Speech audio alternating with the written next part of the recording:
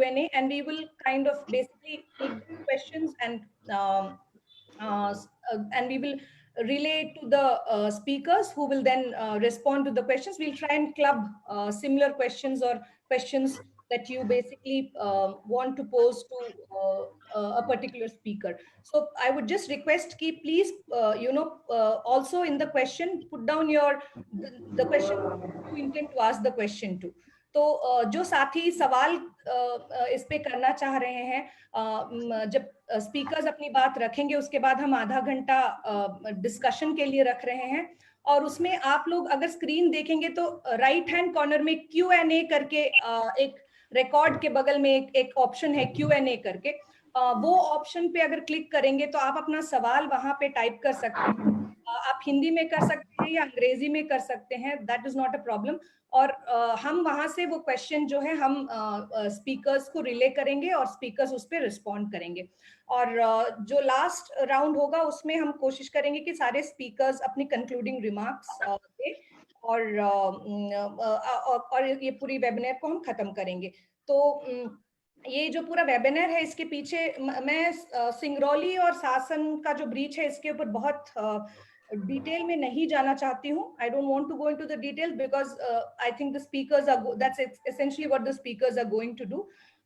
But this has been something जो मैं आप लोगों को एक स्क्रीन पे भी दिखाना चाह रही थी, वो ये था कि भाई जिस तरह से एक सुनील हमारे साथी हैं, सुनील ने बेसिकली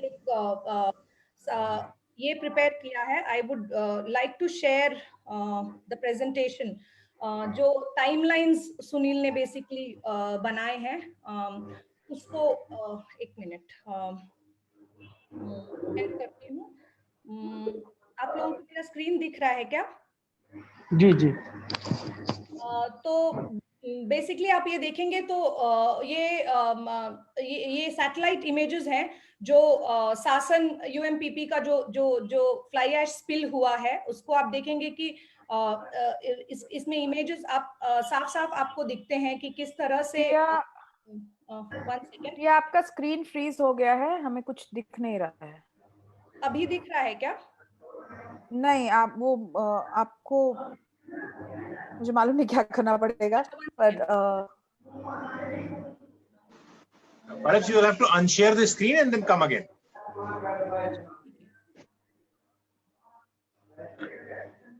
अभी दिख रहा है क्या? Can you see the screen now?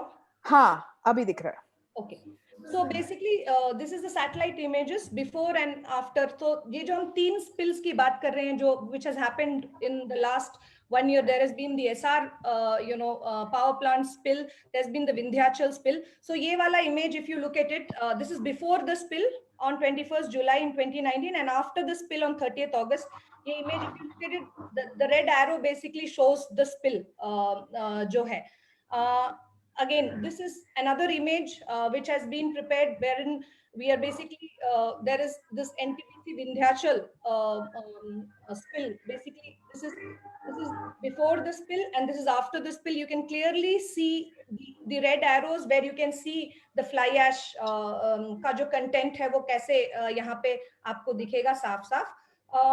ये शासन अल्ट्रा मेगा पावर प्रोजेक्ट का जो स्पिल हुआ है उसके पहले का इमेज है, और ये बाद में 11 अप्रैल 10 को जब जो फ्लाई ऐश पॉन्ड का ब्रीच हुआ उसके बाद 11 तारीख का इमेजेस आप देख सकते हैं कि किस तरह से यहाँ पे ये फिर और आगे शासन का जो उसके बाद भी मतलब 1.5 महीने बाद भी आप देख रहे हैं कि जो बात प्रशासन बोली जा रही है कि सफाई का काम हो रहा है वहां पे, वो लेकिन हुआ नहीं है। वो आपको साफ साफ दिख रहा है, ये सारे इमेजेस में आपको साफ तौर से ये दिख रहा है।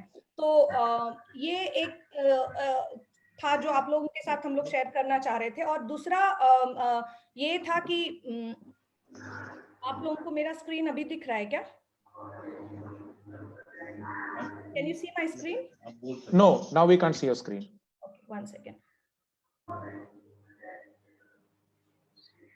I also wanted to show you basically एक और कुछ images जो हमारे यहाँ पे हमने collate किए हैं both from SR as well as the सासन ब्रीच, जो आपको एक मैग्नीट्यूड ऑफ द इशू दिखाएगा, which will actually give you an idea of the magnitude of the issue on the ground. One second. Can you see my screen now? I can't see it. Now? नहीं दिख रहा है. Okay. So this is just basically images of the breach, basically जो हुआ है वहां पे. And इस पूरे प्रक्रिया में जो है खास करके जो सासन का ब्रीच है उसमें जो है 200 एकड़ जमीन और इंक्लूडिंग स्टैंडिंग क्रॉप्स डिस्ट्रॉय हो गया था. 6 लोगों की मौत हो गई थी और पूरी तरह से जो है फ्लाई ऐश रिहांद रिजर्वायर में जाके फिर मिल गया था. इस पूरे प्रक्रिया में 10 लाख रुपए का कॉम्पेंसेशन, जैसे कि एसआर ब्रीच में हुआ था या फिर उसके पहले उसके बाद विंध्याचल ब्रीच में हुआ था, वही हुआ है. और ये सासन वाले ब्रीच का इंपॉर्टेंस ये है कि ये ब्रीच होने से 4 बार पहले पहले 4 बार जो है शो कॉज नोटिसेस दिए गए थे. And despite those show cause notices, Sasan has not actually responded to any of those show cause notices, and finally that led to the breach basically. And then whatever happened, Sandeep ज़्यादा इसके बारे में बात बताएंगे इस पूरी प्रक्रिया के बारे में. I would actually now not waste more time and request Sandeep कि आप अपनी बात रखें. जो सासन में जो फ्लाई ऐश डैम का जो ब्रीच हुआ था उसके संदर्भ में जो भी आप लोगों का क्या अनुभव रहा है उसके बारे में थोड़ा सा बताएं साथियों को.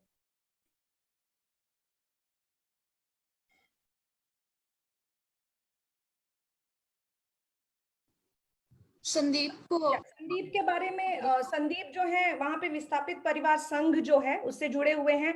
एक जमीन पे एक संगठन है जो काफी सारे जो लोग विस्थापित हुए थे सासन अल्ट्रा मेगा पावर प्लांट से, उनके साथ. और इस पूरे मुद्दे को लेकर के what is interesting is that Sandeep जो है इस पूरे मुद्दे को लेकर के 23 दिन तक धरने पे भी बैठे थे. और मुद्दे उसमें खास करके ये मुद्दा था कि फ्लाई ऐश पॉन्ड का जो स्ट्रक्चर है उसमें जो प्रॉब्लम्स हैं उसको दर्शाते हुए वो लोग 23 दिन तक धरने पे भी बैठे थे, जिसके बाद एक कमेटी भी सेटअप की थी कलेक्टर ने और उसके बाद ही उनका धरना खत्म हुआ था.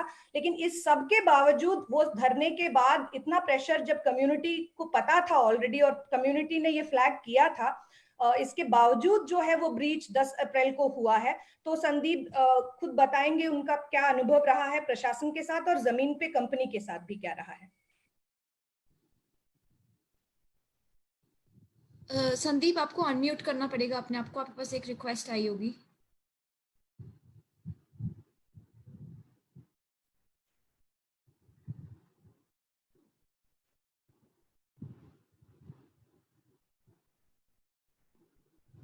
संदीप आप संदीप आपकी आवाज नहीं आ रही है. आपको एक रिक्वेस्ट आएगी अनम्यूट करने की कि host wants to unmute you. आप उसको प्लीज क्लिक करेंगे.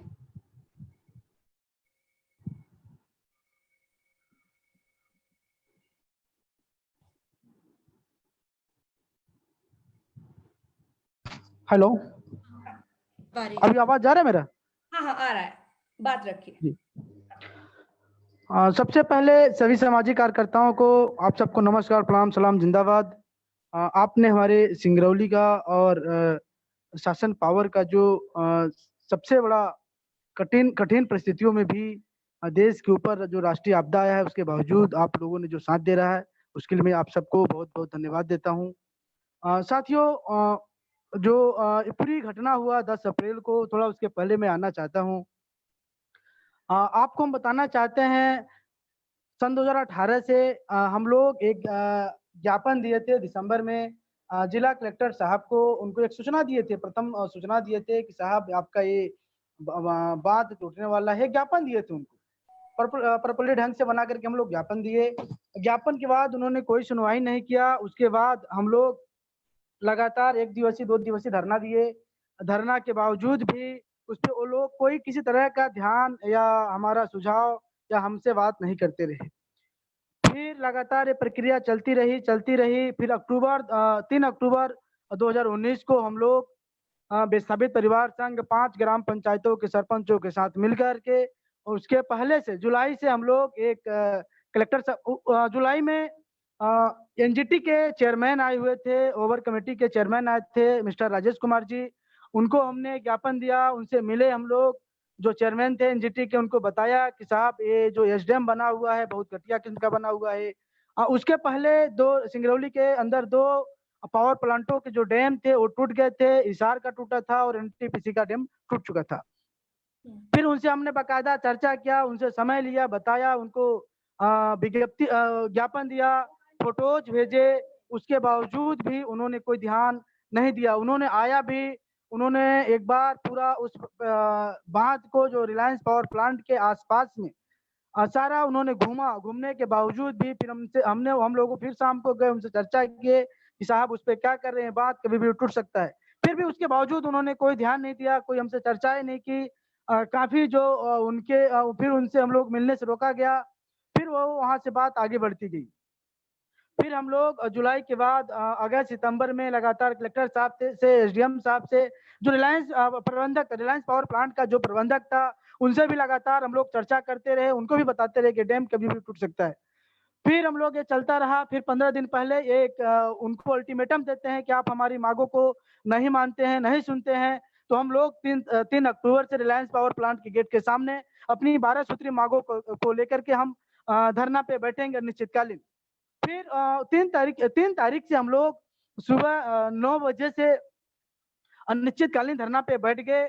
जो हमारा 12 सूत्री मांग था, जो हमारा प्रथम मांग था रिलायंस पावर प्लांट से और जिला कलेक्टर साहब से, जिला प्रशासन से, कि जो आपका रिलायंस पावर प्लांट के अंदर डैम बना हुआ है वो घटिया किस्म का बना हुआ है, कभी भी टूट सकता है।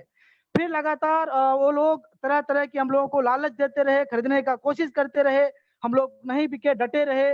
फिर उन्होंने अपने पुलिस प्रशासन के दम पे उस आंदोलन को खत्म करने का प्रयास किया, झूठा मुकदमा लगाने का कोशिश किया। मुझे कुछ घंटों तक बैठाए रखा थाने में। फिर हमारे कुछ वकील साथी गए आंदोलन के, फिर उन्होंने मुझे छुड़ाया। फिर भी आंदोलन हमारा चलता रहा। 18 दिन के बाद वो हमारा आंदोलन क्रमिक भूख हड़ताल में तब्दील कर दिया। हम लोग, हमारे जो साथी थे, हम लोग एक एक दिनों का उपवास करने लगे, 5-5 साथी कर करके उस उपवास में उस क्रमिक धरना प्रदर्शन को क्रमिक भूख हड़ताल में बदल दिए। जैसे ही 23 दिन पूजा 18 तारीख के बाद, फिर मैं 25 तारीख से मैं स्वयं अनिश्चितकालीन भूख हड़ताल पे मैं स्वयं बैठने वाला था। लेकिन फिर सिंगरौली के कलेक्टर साहब, रिलायंस के प्रबंधक, एसपी, इन लोगों के बीच में एक वार्ता हुआ। संदीप जी आप मत बैठिए, हमारे साथ में 5 ग्राम पंचायत के सरपंच थे, 5 सरपंच और हम स्वयं 6 लोग अनिश्चितकालीन भूख हड़ताल पे बैठने वाले थे। लेकिन कलेक्टर साहब, एसपी थे, रिलायंस का सीओ थे, उनके बीच में एक वार्ता हुआ, एक समझौता हुआ। उन्होंने कहा कि आप लोग भूख हड़ताल पे बैठने की जरूरत नहीं है, आप हम लोगों को 15 दिन का समय दीजिए, आपकी जितने भी मांगे हैं उनको हम तत्काल मान लेते हैं और उस पर तत्काल कार्रवाई करते हैं। फिर हमारे बीच में जो हमारे आंदोलन के साथी थे, सरपंच थे, उनके बीच में हमारा चर्चा हुआ। आपस में चर्चा के बाद फिर हम लोगों ने डिसीजन लिया कि इस आंदोलन को यहीं पे रोकते हैं। फिर जिला कलेक्ट्रेट में गए हम लोग, कलेक्टर साहब थे, एसपी साहब थे, रिलायंस के सीओ थे, वहाँ पे बाकायदा चर्चा हुआ, त्रिपक्षीय वार्ता हुआ। उस वार्ता में तय किया गया कि हम लोगों का जो 12 सूत्री मांग था, उसमें जो हमारा सबसे प्रथम में था कि यह कि शासन पावर लिमिटेड के अंदर बने एसडीएम का घटिया किस्म का निर्माण किया गया है, जो दस रहा है, भविष्य में बंदौरा राग डैम जैसे घटना होने की संभावना है, जिसे तत्काल निरीक्षण कर उचित कार्रवाई की जाए। बकायदा रिलायंस पावर प्लांट के द्वारा जिला कलेक्टर साहब के सिग्नेचर के द्वारा एक उन्होंने जवाब दिया बाकायदा, मैं उसको दिखाना भी चाहता हूँ आप लोगों को। उन्होंने उसमें बाकायदा मुझे दिया शासन, उन्होंने दिया जो मुझे जवाब दिया है, लिखित में जवाब दिया है। उन्होंने लिखा कि शासन पावर लिमिटेड के अंदर बने एसडीएम की गुणवत्ता के संबंध में कलेक्टर महोदय द्वारा जांच टीम गठित की गई है, जो एसडीएम का तत्काल निरीक्षण कर गुणवत्ता की रिपोर्ट सौंपेगी। चर्चा में तथ्य भी सामने आया कि पावर प्लांट के अंदर बने एसडीएम में ठोस राखर का भंडारण किया जाता है, जिसमें पानी की मात्रा बिल्कुल ही कम होती है, अतः भीतर बने एसडीएम के धंसने या फूटने की संभावना नहीं है। ये बाकायदा कलेक्टर साहब के द्वारा जो सिग्नेचर होता है, रिलायंस पावर प्लांट का सीओ के द्वारा जो दिया जाता है, उनके द्वारा कहा जाता है बिल्कुल पानी का मात्रा कम होता है, ये धंसने या फूटने की संभावना नहीं है। फिर हम लोगों ने वहाँ पे अड़े लड़े, वहाँ पे भी हॉक टॉक काफी हुआ। फिर कलेक्टर साहब ने कहा कि नहीं, आप लोग, हम लोग बोले नहीं, मीटिंग से हम लोग निकल करके बाकायदा बाहर चल दिए। इस बात पे हम लोग कतई संतुष्ट नहीं है और नहीं मानेंगे। फिर कलेक्टर साहब के द्वारा पहल किया गया, मेरे द्वारा एक टीम गठित की जा रही है जिसमें वर्तमान सिंगरौली का एसडीएम, तहसीलदार और पीएचई विभाग का जो एग्जीक्यूटिव इंजीनियर होते हैं, ये 3 लोग और जो रिलायंस पावर प्लांट के तकनीकी अधिकारी थे उन्होंने 4 लोगों का बकायदा टीम गठित किया। ये लोग जांच करेंगे, जांच करके रिपोर्ट देंगे। फिर अब ये बड़ा दुर्भाग्य की बात है हमारे देश के लिए, हमारे समाज के लिए, इस मुल्क के लिए। तो उसके बाद भी हम लोग इतना कहते रहे, गिड़गिड़ाते रहे, रोते रहे, बार बार कहते रहे। उसके बाद जब उन्होंने जो गठित किया था टीम, उस कमेटी ने अपना जांच करके बकायदा वेरीफाई करके दे देती है। उसमें जो प्रदूषण विभाग की जो टीम है, पोल्यूशन विभाग की, उसने भी सिग्नेचर करके दे दिया कि ये बात अपने पैमाने पे बना हुआ है। जो उन्होंने निरीक्षण करके जांच करने के बाद जो जवाब दिया, ये बात अपने पैमाने पे बना हुआ है, इसमें किसी तरह का कोई दिक्कत या परेशानी नहीं है। टूटता है तो रिलायंस पावर प्लांट की स्वयं की जिम्मेवारी होगा। बकायदे जो यहाँ के एक सहायक कलेक्टर थे, संगप्री साहब थे, उनसे फिर मैं गया, उनसे जो उन्होंने जांच कमेटी बनाई थी, वो जांच कमेटी का रिपोर्ट उनके पास था। मैं उस जांच कमेटी का जो रिपोर्ट था मांगता रहा, लगातार गिड़गिड़ाता रहा, भाई कॉपी मुझे भी दे दीजिए। उन्होंने कहा वो रिपोर्ट मुझे नहीं दिया, लेकिन मैं उनके पास जा करके उसको बकायदा पढ़ लिया था। मुझे कॉपी भी नहीं दी उसका, लेकिन मैं पढ़ लिया था, उसको देख लिया था। जो जांच की रिपोर्ट उन्होंने बना करके दिया था। फिर ये सिलसिला चलता रहा। फिर उसके बाद 3 अक्टूबर के बाद 24 तक हम लोगों का आंदोलन चला। उसके बाद फिर से 20 से 25 दिन बाद कुछ जगहों पे जो डैम था, हाँ, थोड़ा संक्षिप्त में अगर बात रखेंगे संदीप भाई। जी मैं संक्षिप्त में, मेरा वो वीडियो जा रहा है क्या? मुझे नहीं दिख रहा मेरा वीडियो।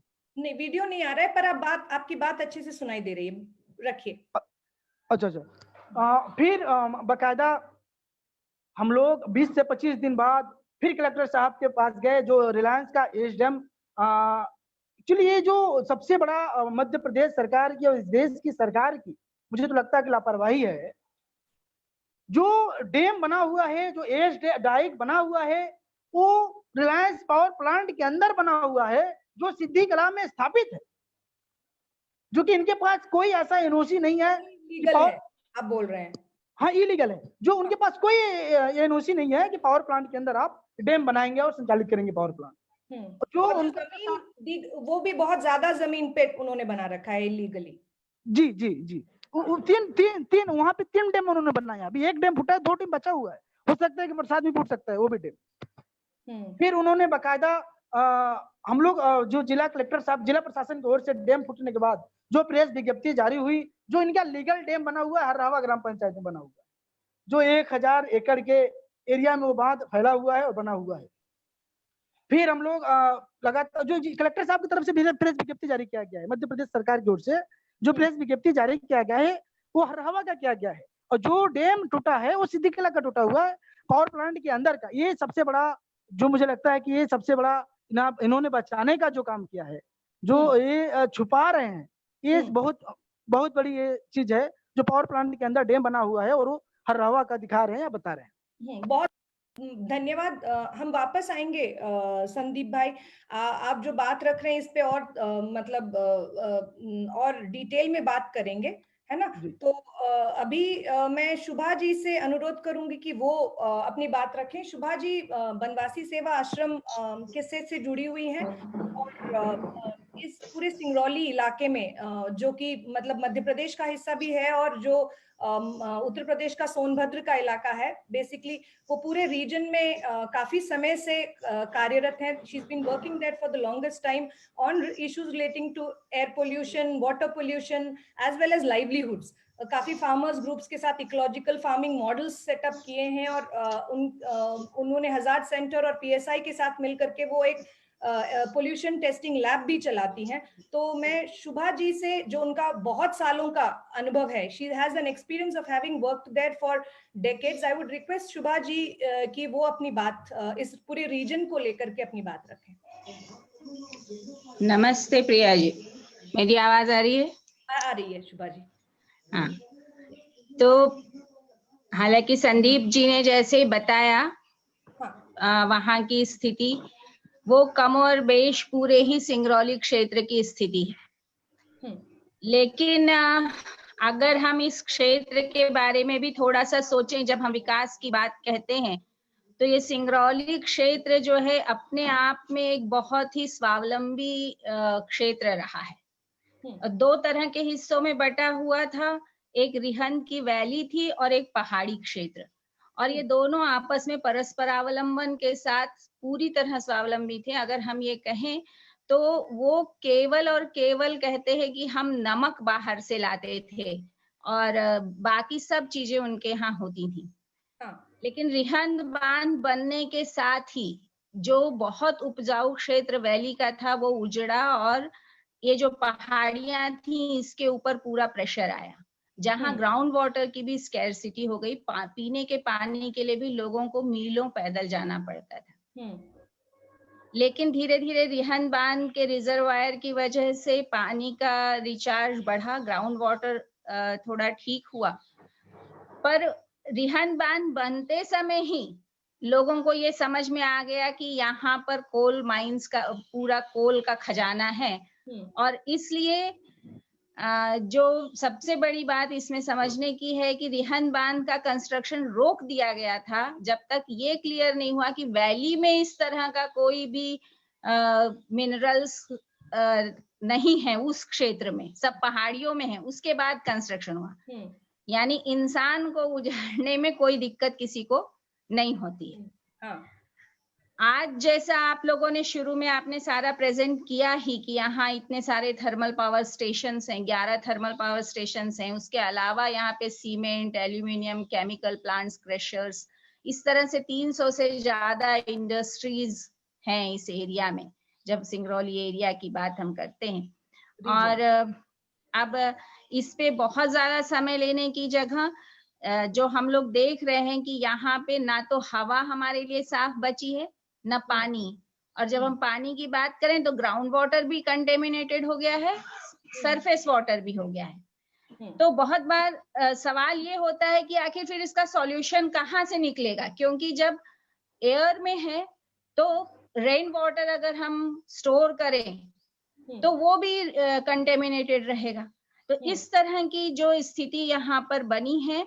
और उसके बाद जो अगर आप देखें तो जितने रिसोर्सेस थे जिसके आधार पर लोग स्वावलंबी जीवन जी रहे थे, ऐसा मैं कह रही हूँ, वो रिसोर्सेस भी लगातार नष्ट हो रहे हैं, समाप्त हो रहे हैं। मतलब ये पीढ़ी तो जानेगी भी नहीं कि यहाँ पर ऐसा, अगर अभी हम यहाँ के 20-21 साल के बच्चों से बात करें तो वो बताएंगे भी नहीं शायद, क्योंकि हम लोग तो उसको खोज रहे हैं, इसलिए हम लोगों को जानकारियां हैं। तो अगर मैं कहूँ, और 2006 तक जब तक चिमनियों की हाइट को ऊंचा नहीं किया गया था, उसके पहले जो यहाँ पर अध्ययन हो रहा था, जीडी अग्रवाल जी के पूरे उनके गाइडेंस में जो यहाँ सारा अध्ययन उनके 2 स्टूडेंट्स ने मिलके, अनिल गौतम जी और रमेश भाई ने मिलके किया, उसमें जब हम देख रहे थे तो जो एयर में पॉल्यूशन और ये चीजें आती थी वो इंडस्ट्रीज के आसपास के इलाके में थी। और इसी क्षेत्र में, सिंगरौली क्षेत्र में ही जो विंडमगंज का पास है, वो हमारा कंट्रोल एरिया के रूप में माना जाता था। वहां मर्क्यूरी हमें नहीं मिलता था एयर में। लेकिन आज की स्थिति ये है कि वहां का भी एयर जो है पूरा कंटेमिनेटेड हो चुका है। तो ये जो स्थितियां बन रही हैं लगातार कि ये बढ़ता चला जा रहा है, और उसका नतीजा ये हुआ कि इस क्षेत्र में जो एक परिवार 10 से लेके 30,000 तक की लाख बेचता था, और ये 2006 में भी कुछ हिस्से ऐसे थे जहां पे इतनी लाख वो लोग बेचते थे, जो बभनी का हिस्सा था। आज वो 0 है। हम अपने स्कूल की टीम को लेके गए थे दिखाने, तो हम दिखाने के लिए भी उनको लाख नहीं दिखा पाए। महुआ, बीड़ी पत्ता, ये सब का उत्पादन खत्म हुआ है। आंवला यहाँ से मंडी में जाता था, आज घर के इस्तेमाल के लिए खरीदने के लिए भी आंवला प्रतापगढ़ से बिकने आता है, तब हम लोगों के घरों में हम अपने इस्तेमाल के लिए उससे कुछ बनाते हैं। चिरौंजी पूरी तरह खत्म हो गया। इसी तरह खेती और बागवानी जो अपने लगाए हुआ चीज है, उसकी भी उत्पादकता बहुत कम हो गई है। जो फल हैं वो तो सब काले धब्बे, जल्दी प्रीमेच्योर गिर जाना, इस तरह की चीजें उसमें हो रही हैं। आश्रम में हमने आंवला लगाया, क्योंकि बार बार एक शिकायत आती है कि गांव वालों ने आंवले के पेड़ काट दिए इसलिए आंवला खत्म हो गया। हमने 200 पेड़ का बगीचा लगाया, 2005 में लगाया है, और आज तक उसमें फल ही नहीं आ रहे थे। और जो थोड़े बहुत जो देसी पेड़ लगाए थे उनमें जब फल आया तो वो उसका बीज अपना अंदर से वैसे ही ब्रेक हो जाता है, समय से पहले वो झड़ जाते हैं। जब हमने वहां की सॉइल का टेस्ट किया तो पता चला ये एसिडिक है। तो इस तरह के इश्यूज जो हैं आ रहे हैं। आश्रम ने बहुत लोगों के साथ मिलके जो है स्वास्थ्य के अध्ययन को भी किया है, अन्य लोगों ने भी यहाँ किया, लेकिन आश्रम ने हैजार्ड सेंटर के साथ मिलके 2011-12 में एक सर्वे किया। तो उससे क्या हुआ, प्रदीप जी मुझे वो डिस्टर्ब हो रहा है ना, ये जो है कि इसमें जो निकल के आया वो लोगों में फ्लोराइड और कंपन की जो स्थिति है वो बहुत ज्यादा है। लगभग जो है कि ये सभी लोगों में है ऐसा भी हम लोग कह सकते हैं, लेकिन फिर भी 60% लोगों में ये चीजें दिखाई देती हैं। तो यहाँ पे जो है कि जो एबॉर्शन के केसेस हो रहे हैं तो उसमें यहाँ 8% के करीब जो है मिसकैरेज का बात आ रही है। इसी तरह लोगों का लंग फंक्शन लगभग सबका वो हो गया है, 40% लोगों का मतलब 40% ही लंग्स काम कर रहे हैं, ऐसा आप कह सकते हैं। तो उसमें वो आ गया है। और ये महिलाओं में, ये सारी प्रॉब्लम्स महिलाओं में ज्यादा दिखाई दे रही है। तो स्वास्थ्य की भी ये स्थिति है। सीएससी ने यहाँ पे अध्ययन किया, आउटलुक ने कुछ टेस्ट कराए और उन सब में ये दिखाई दिया कि ह्यूमन के ब्लड सैंपल्स, नाखून के सैंपल्स और इन सब में मर्क्यूरी है। जो मछलियां हैं उनके सैंपल्स उन लोगों ने लिए, उसमें मर्क्यूरी पाई गई। तो इस तरह की चीजें बनी। अब इसको लेके 2014 में यहाँ से कुछ नागरिकों ने एमसी मेहता जी के उसमें केस एनजीटी में किया और उस केस का से तुरंत ही यहाँ एक कोर कमेटी का गठन हुआ। उस कोर कमेटी में ने 2015 में अपनी रिपोर्ट जो है कि सबमिट की एनजीटी में, और उसमें उन्होंने खुद सारी चीजों को एक्सेप्ट किया, क्योंकि वो बहुत ही डिटेल्ड कमेटी थी। सभी तरह के अलग अलग उसमें सेक्टर्स थे, जिसमें ग्राउंड वाटर के लिए अलग, तो एयर के लिए अलग, हेल्थ के लिए, सारी अलग अलग कमिटीज ने अपनी रिपोर्ट दी। और सभी को अब ये पता है, क्योंकि अब तो ये आश्रम का या सीएससी का डेटा नहीं रह गया, अब ये तो कोर कमेटी का डेटा है कि यहाँ पर कितनी बुरी स्थिति है। उसको लेकर उन्होंने, सभी लोगों ने अपने से अपनी टाइमलाइन दी। जितनी भी इंडस्ट्रीज रेस्पोंडेंट थे उन्होंने अपनी टाइमलाइन दी और ये कहा कि इतने समय में हम ये काम करेंगे, हम ये काम करेंगे। जितनी भी एडवाइस कोर कमेटी ने दी थी, किसी को भी उन्होंने ये नहीं कहा कि ये नहीं हो सकता है। सब चीजें उन्होंने कोर्ट में एक्सेप्ट कर ली। लेकिन अब वो टाइमलाइन भी बीत गई, फिर से कोर कमेटी आई और उसने दिया कि ये कोई भी कंप्लायंस नहीं हुआ है। तो 2018 में जो है, अगस्त 2018 में कोर्ट ने इसको वाइंड अप किया केस को और पूरी तरह से फाइनल ऑर्डर पोस्ट किया। अभी जो उसमें देखने में आ रहा है कि उस ऑर्डर के बाद बहुत सारी चीजें जो होनी थी इंडस्ट्री के लेवल पे, वो कंस्ट्रक्शन या प्रोसेस में है।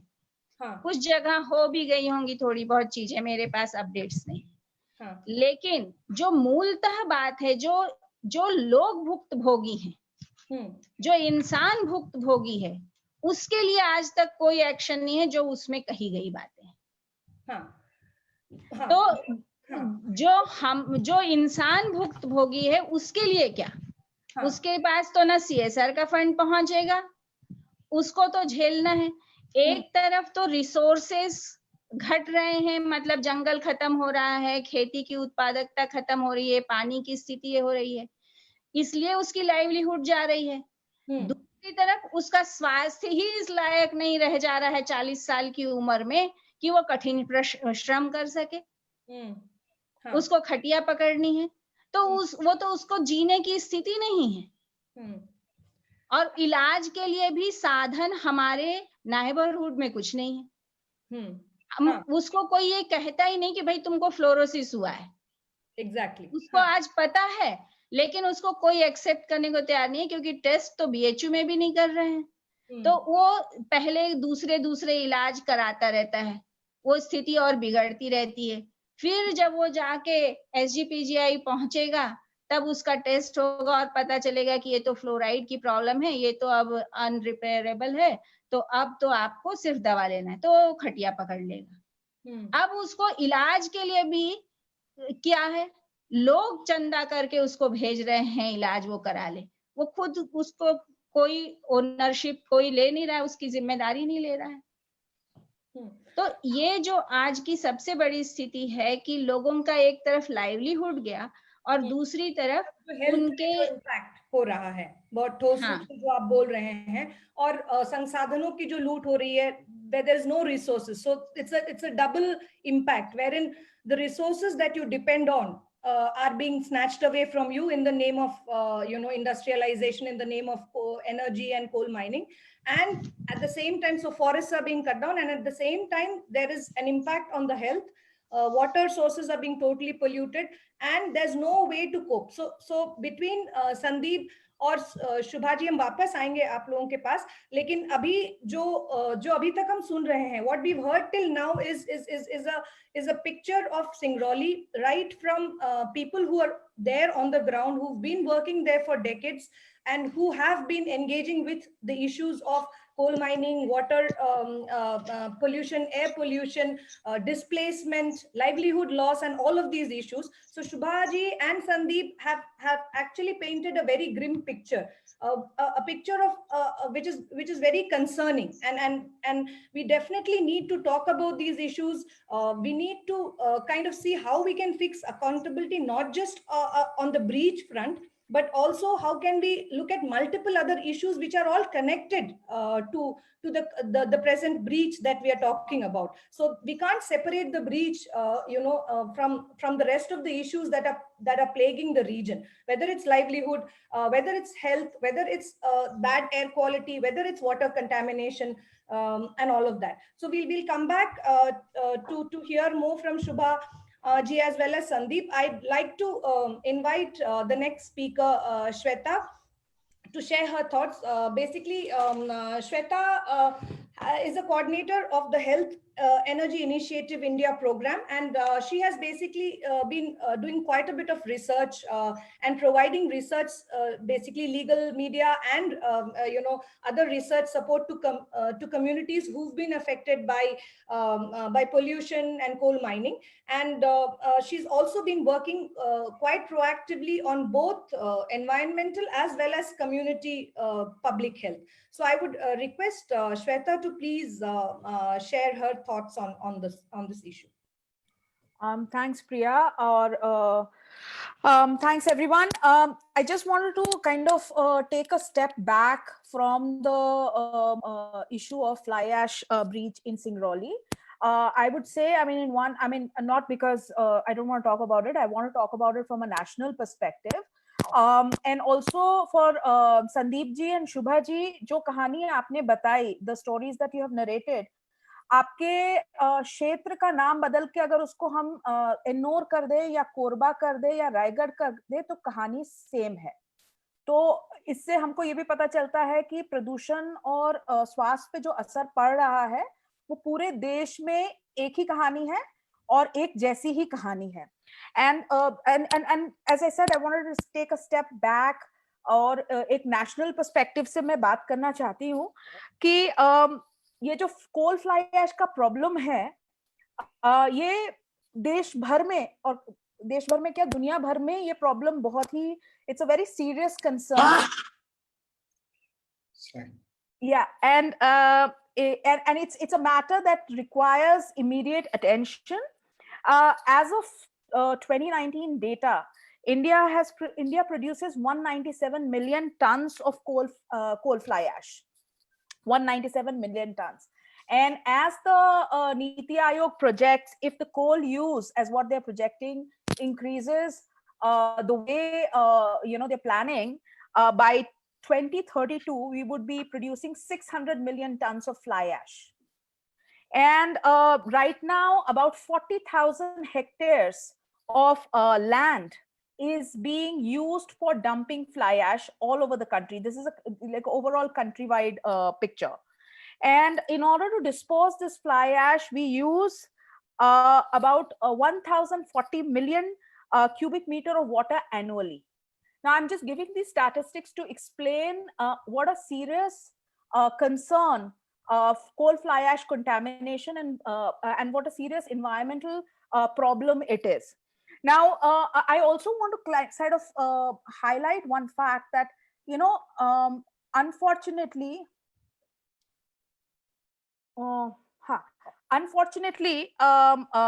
we look at coal fly ash problem and we look at the whole issue of fly ash only at times of disaster, and from point of view of how the ash dam was not perfectly made or how it was weak, and that's why the breach happened. Now, a bigger concern than, I mean, not that disasters are not a concern, but in the long term, we also need to understand that the larger concern is the daily leaching of toxic chemicals from the fly ash ponds across the country. Now, if you look at again, and from the law perspective, and I think Ritvik will talk about it, but until 2016, coal fly ash was considered as high volume, low effect waste under the hazardous waste management and handling rule. And from 2016 onwards, it's been declassified. So it's not even considered as hazardous waste. What we see from our research and from research across the world is that coal fly ash is a serious toxic concern from environment and from health point of view.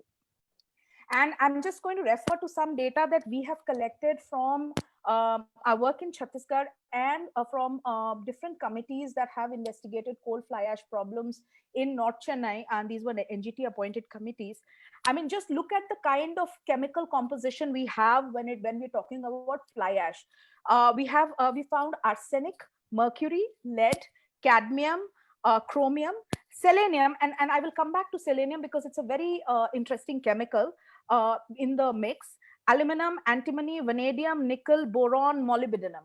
These are some of the common chemicals that we have found across in different landscapes which have been contaminated by coal fly ash. Now, the other, and when we talk about fly ash, again, the fly ash pond alone is not an area that we need to look at. In Raigad, we have found levels of these chemicals not in the fly ash. We found levels of these dangerous levels of these chemicals which have been transported by the fly ash through air and through water in people's land, in agricultural field, in people's homes, in water bodies outside the fly ash pond. And in fact, the levels that we have found in our studies in Raigad, if the standards of Government of India were to be applied for the levels that we found, the entire place, not just the fly ash pond, but the homes and villages of people would be considered as or classified as contaminated site, toxic contaminated site. So that's the extent of problem that we're talking about. Also, we need to understand that this is not just, again, I would come back to what Shubhaji said, that the problems are not just about environmental contamination, but we are seeing the effect of this problem on communities living around fly ash. US EPA says that the chance of getting cancer because of coal fly ash and proximity of residents to coal fly ash is 50 times higher in US citizens. We don't even have studies in India about carcinogenity, even though the fact is that there are toxic chemicals in the coal fly ash. The chemicals that we have found in fly ash clearly show health effects. I mean, not a single part of your body is not affected because of the toxicity. They're known to cause cancer, they're known to cause neurological problem, reproductive damage, skin damage, respiratory damage, kidney disease, birth defects. Heavy metals like lead are known to cause behavioral problem and developmental problems, low IQ. So the impact, as I said, there's not a single part of your body that is not affected because of the toxicity of this hazardous material. And I will call it a hazardous material because it is what it is. In Ennore, in North Chennai, again, and these are, and I'm not talking about these breaches, but the daily leakage of coal fly ash into the creek has led to build up of toxic chemicals in the aquatic life, in fish. So fishermen who depend on fish for livelihood are not able to, I mean, one, the quantity of catch has gone down, and the catch itself is poisonous. There is buildup of lead, cadmium, mercury in the food. Similarly, in Raigarh, we have seen that a fly ash contaminated land has, farmers have abandoned their agricultural land because the land has stopped, giving any produce. The chemicals from the fly ash bioaccumulate in the environment and climb up our food chain. So, it's the effects of these chemicals are at a longer period of time, and it remain in the environment.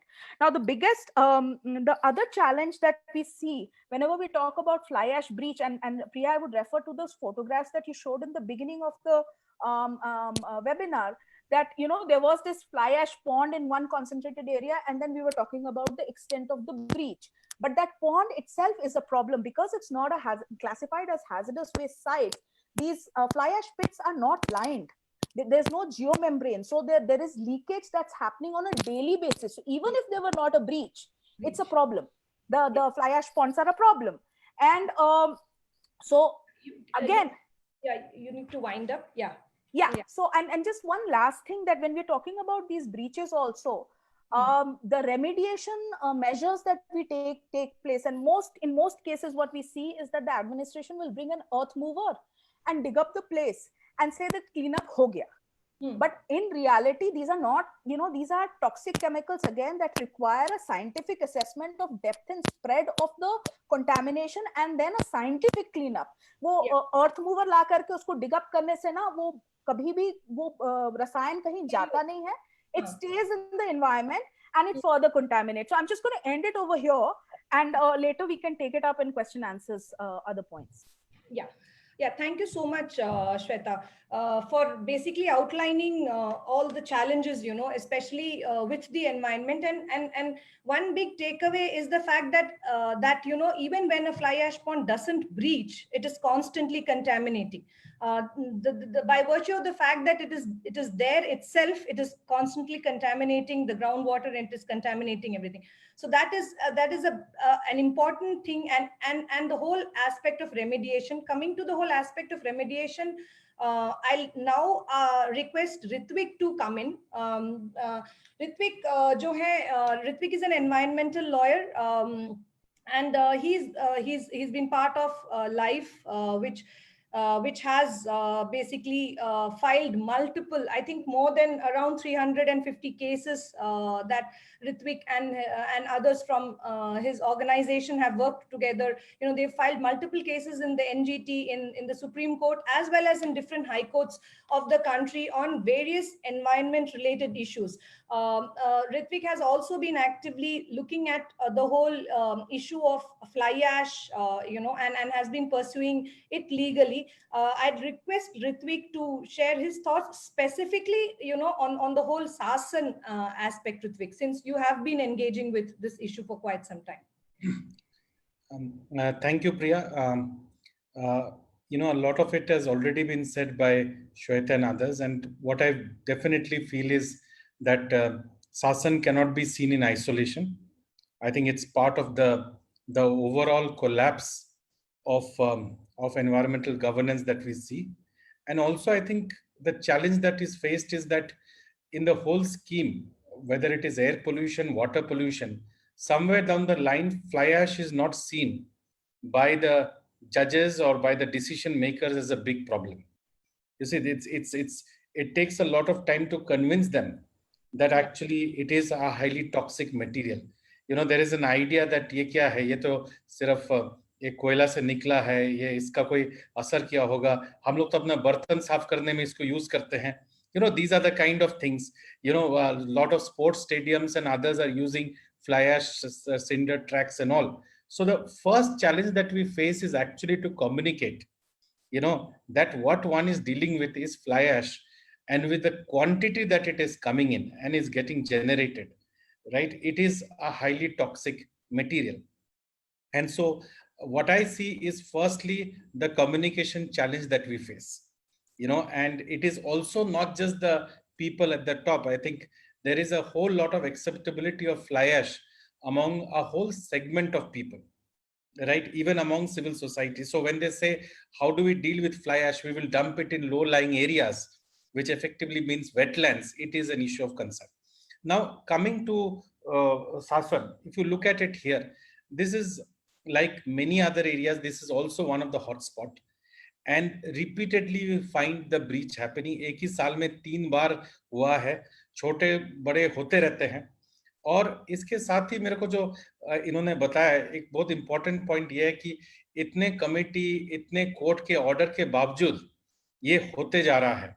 और ये एक बड़ा मुद्दा है, क्योंकि आप अगर ये कोर्ट के ऑर्डर को देखते हैं, उसमें ये सब लिखा हुआ है. ये सब चीज जो हम बात कर रहे हैं, वो राजेश कुमार जस्टिस के जो कमिटी है, उसमें ये पूरे लॉट और डिटेल में किया गया है कि इतने सारे कंपनी इंक्लूडिंग शासन, इन्होंने कहीं पर भी थर्ड पार्टी चेक नहीं करवाया है, राइट? इन्होंने कहीं पर भी स्ट्रक्चरल स्टेबिलिटी के ऊपर कोई असेसमेंट थर्ड पार्टी से नहीं करवाया है.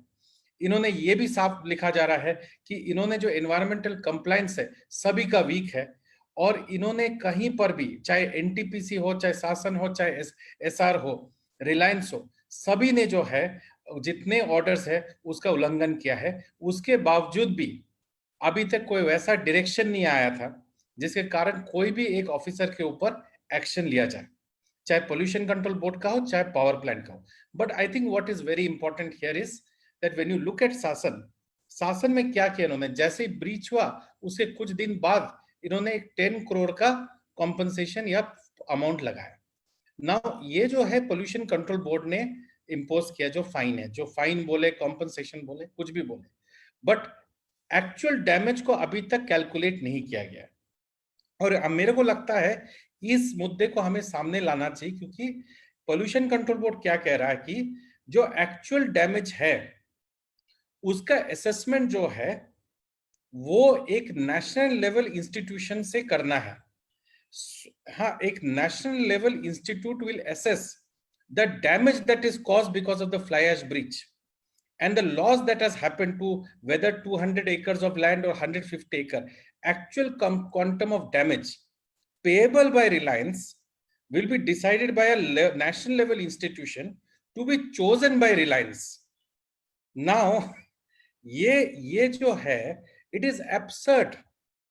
You see, मैं अपने चॉइस का जज अगर चूज करूंगा, मैं उसी जज को लाऊंगा जो मेरे फेवर में जजमेंट देगा. ये चॉइस तो हर सिटीजन को भी मिलना चाहिए. मैं अगर वहां से इफेक्टेड हूं, मेरे को भी चाहिए कि मेरे को ऐसा ऑफिसर चाहिए, मेरे को वैसा जज चाहिए जो मैं गारंटी कर सकता हूं, और मैं रेडी हूं. मैं आज उस जज का सैलरी भी देने के लिए रेडी हूं, प्रोवाइडेड जजमेंट मेरे फेवर में दे. आज जो पोल्यूशन कंट्रोल बोर्ड ने, और साथ ही साथ मैं मानता हूं जो एनजीटी का कमेटी ने भी जो दिया है राजेश कुमार के, वो सब में ये बोला गया है कि थर्ड पार्टी ऑडिट जो किया जाएगा उसका पेमेंट जो है वो दिया जाएगा केवल कंपनी से ही. और जब तक ये होगा हमारे पास कोई डैमेजेस का अमाउंट ठीक तरह से आने वाला नहीं है. तो मैं अगर संक्षेप में मैं बताना चाहता हूं कि मैं चाहता हूं कि अगर हमें लड़ना है तो सबसे पहले एक रियलिस्टिक असेसमेंट ऑफ डैमेज.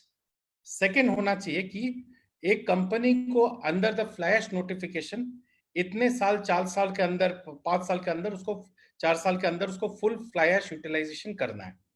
आज के दिन अगर वो 50% कर रहा है तो उसको उतना ही 50% का पावर जनरेशन करना चाहिए. अगर वो एक्स्ट्रा जनरेट कर रहा है बियॉन्ड इट्स कैपेसिटी, उसको उतना कोयला इस्तेमाल करने के लिए हमें परमिशन नहीं देना चाहिए, या extra quality, use only that much that you can utilize, otherwise you should not be allowed. And last and final is we will have to fix criminal liability. आज के दिन में यहाँ पर बहुत इंपॉर्टेंट है जो कॉन्सेप्ट एनजीटी के सामने, principle of no fault liability. हम स्ट्रिक्ट लाइबिलिटी का बात करते हैं, एब्सोल्यूट लाइबिलिटी। एनजीटी एक्ट के अंतर्गत यह है कि नो फॉल्ट लाइबिलिटी, यानी कि अगर कंपनी फॉल्ट में भी ना हो तब भी उसको जो है लाइबल किया जाए और उसके कॉम्पनसेशन डैमेज।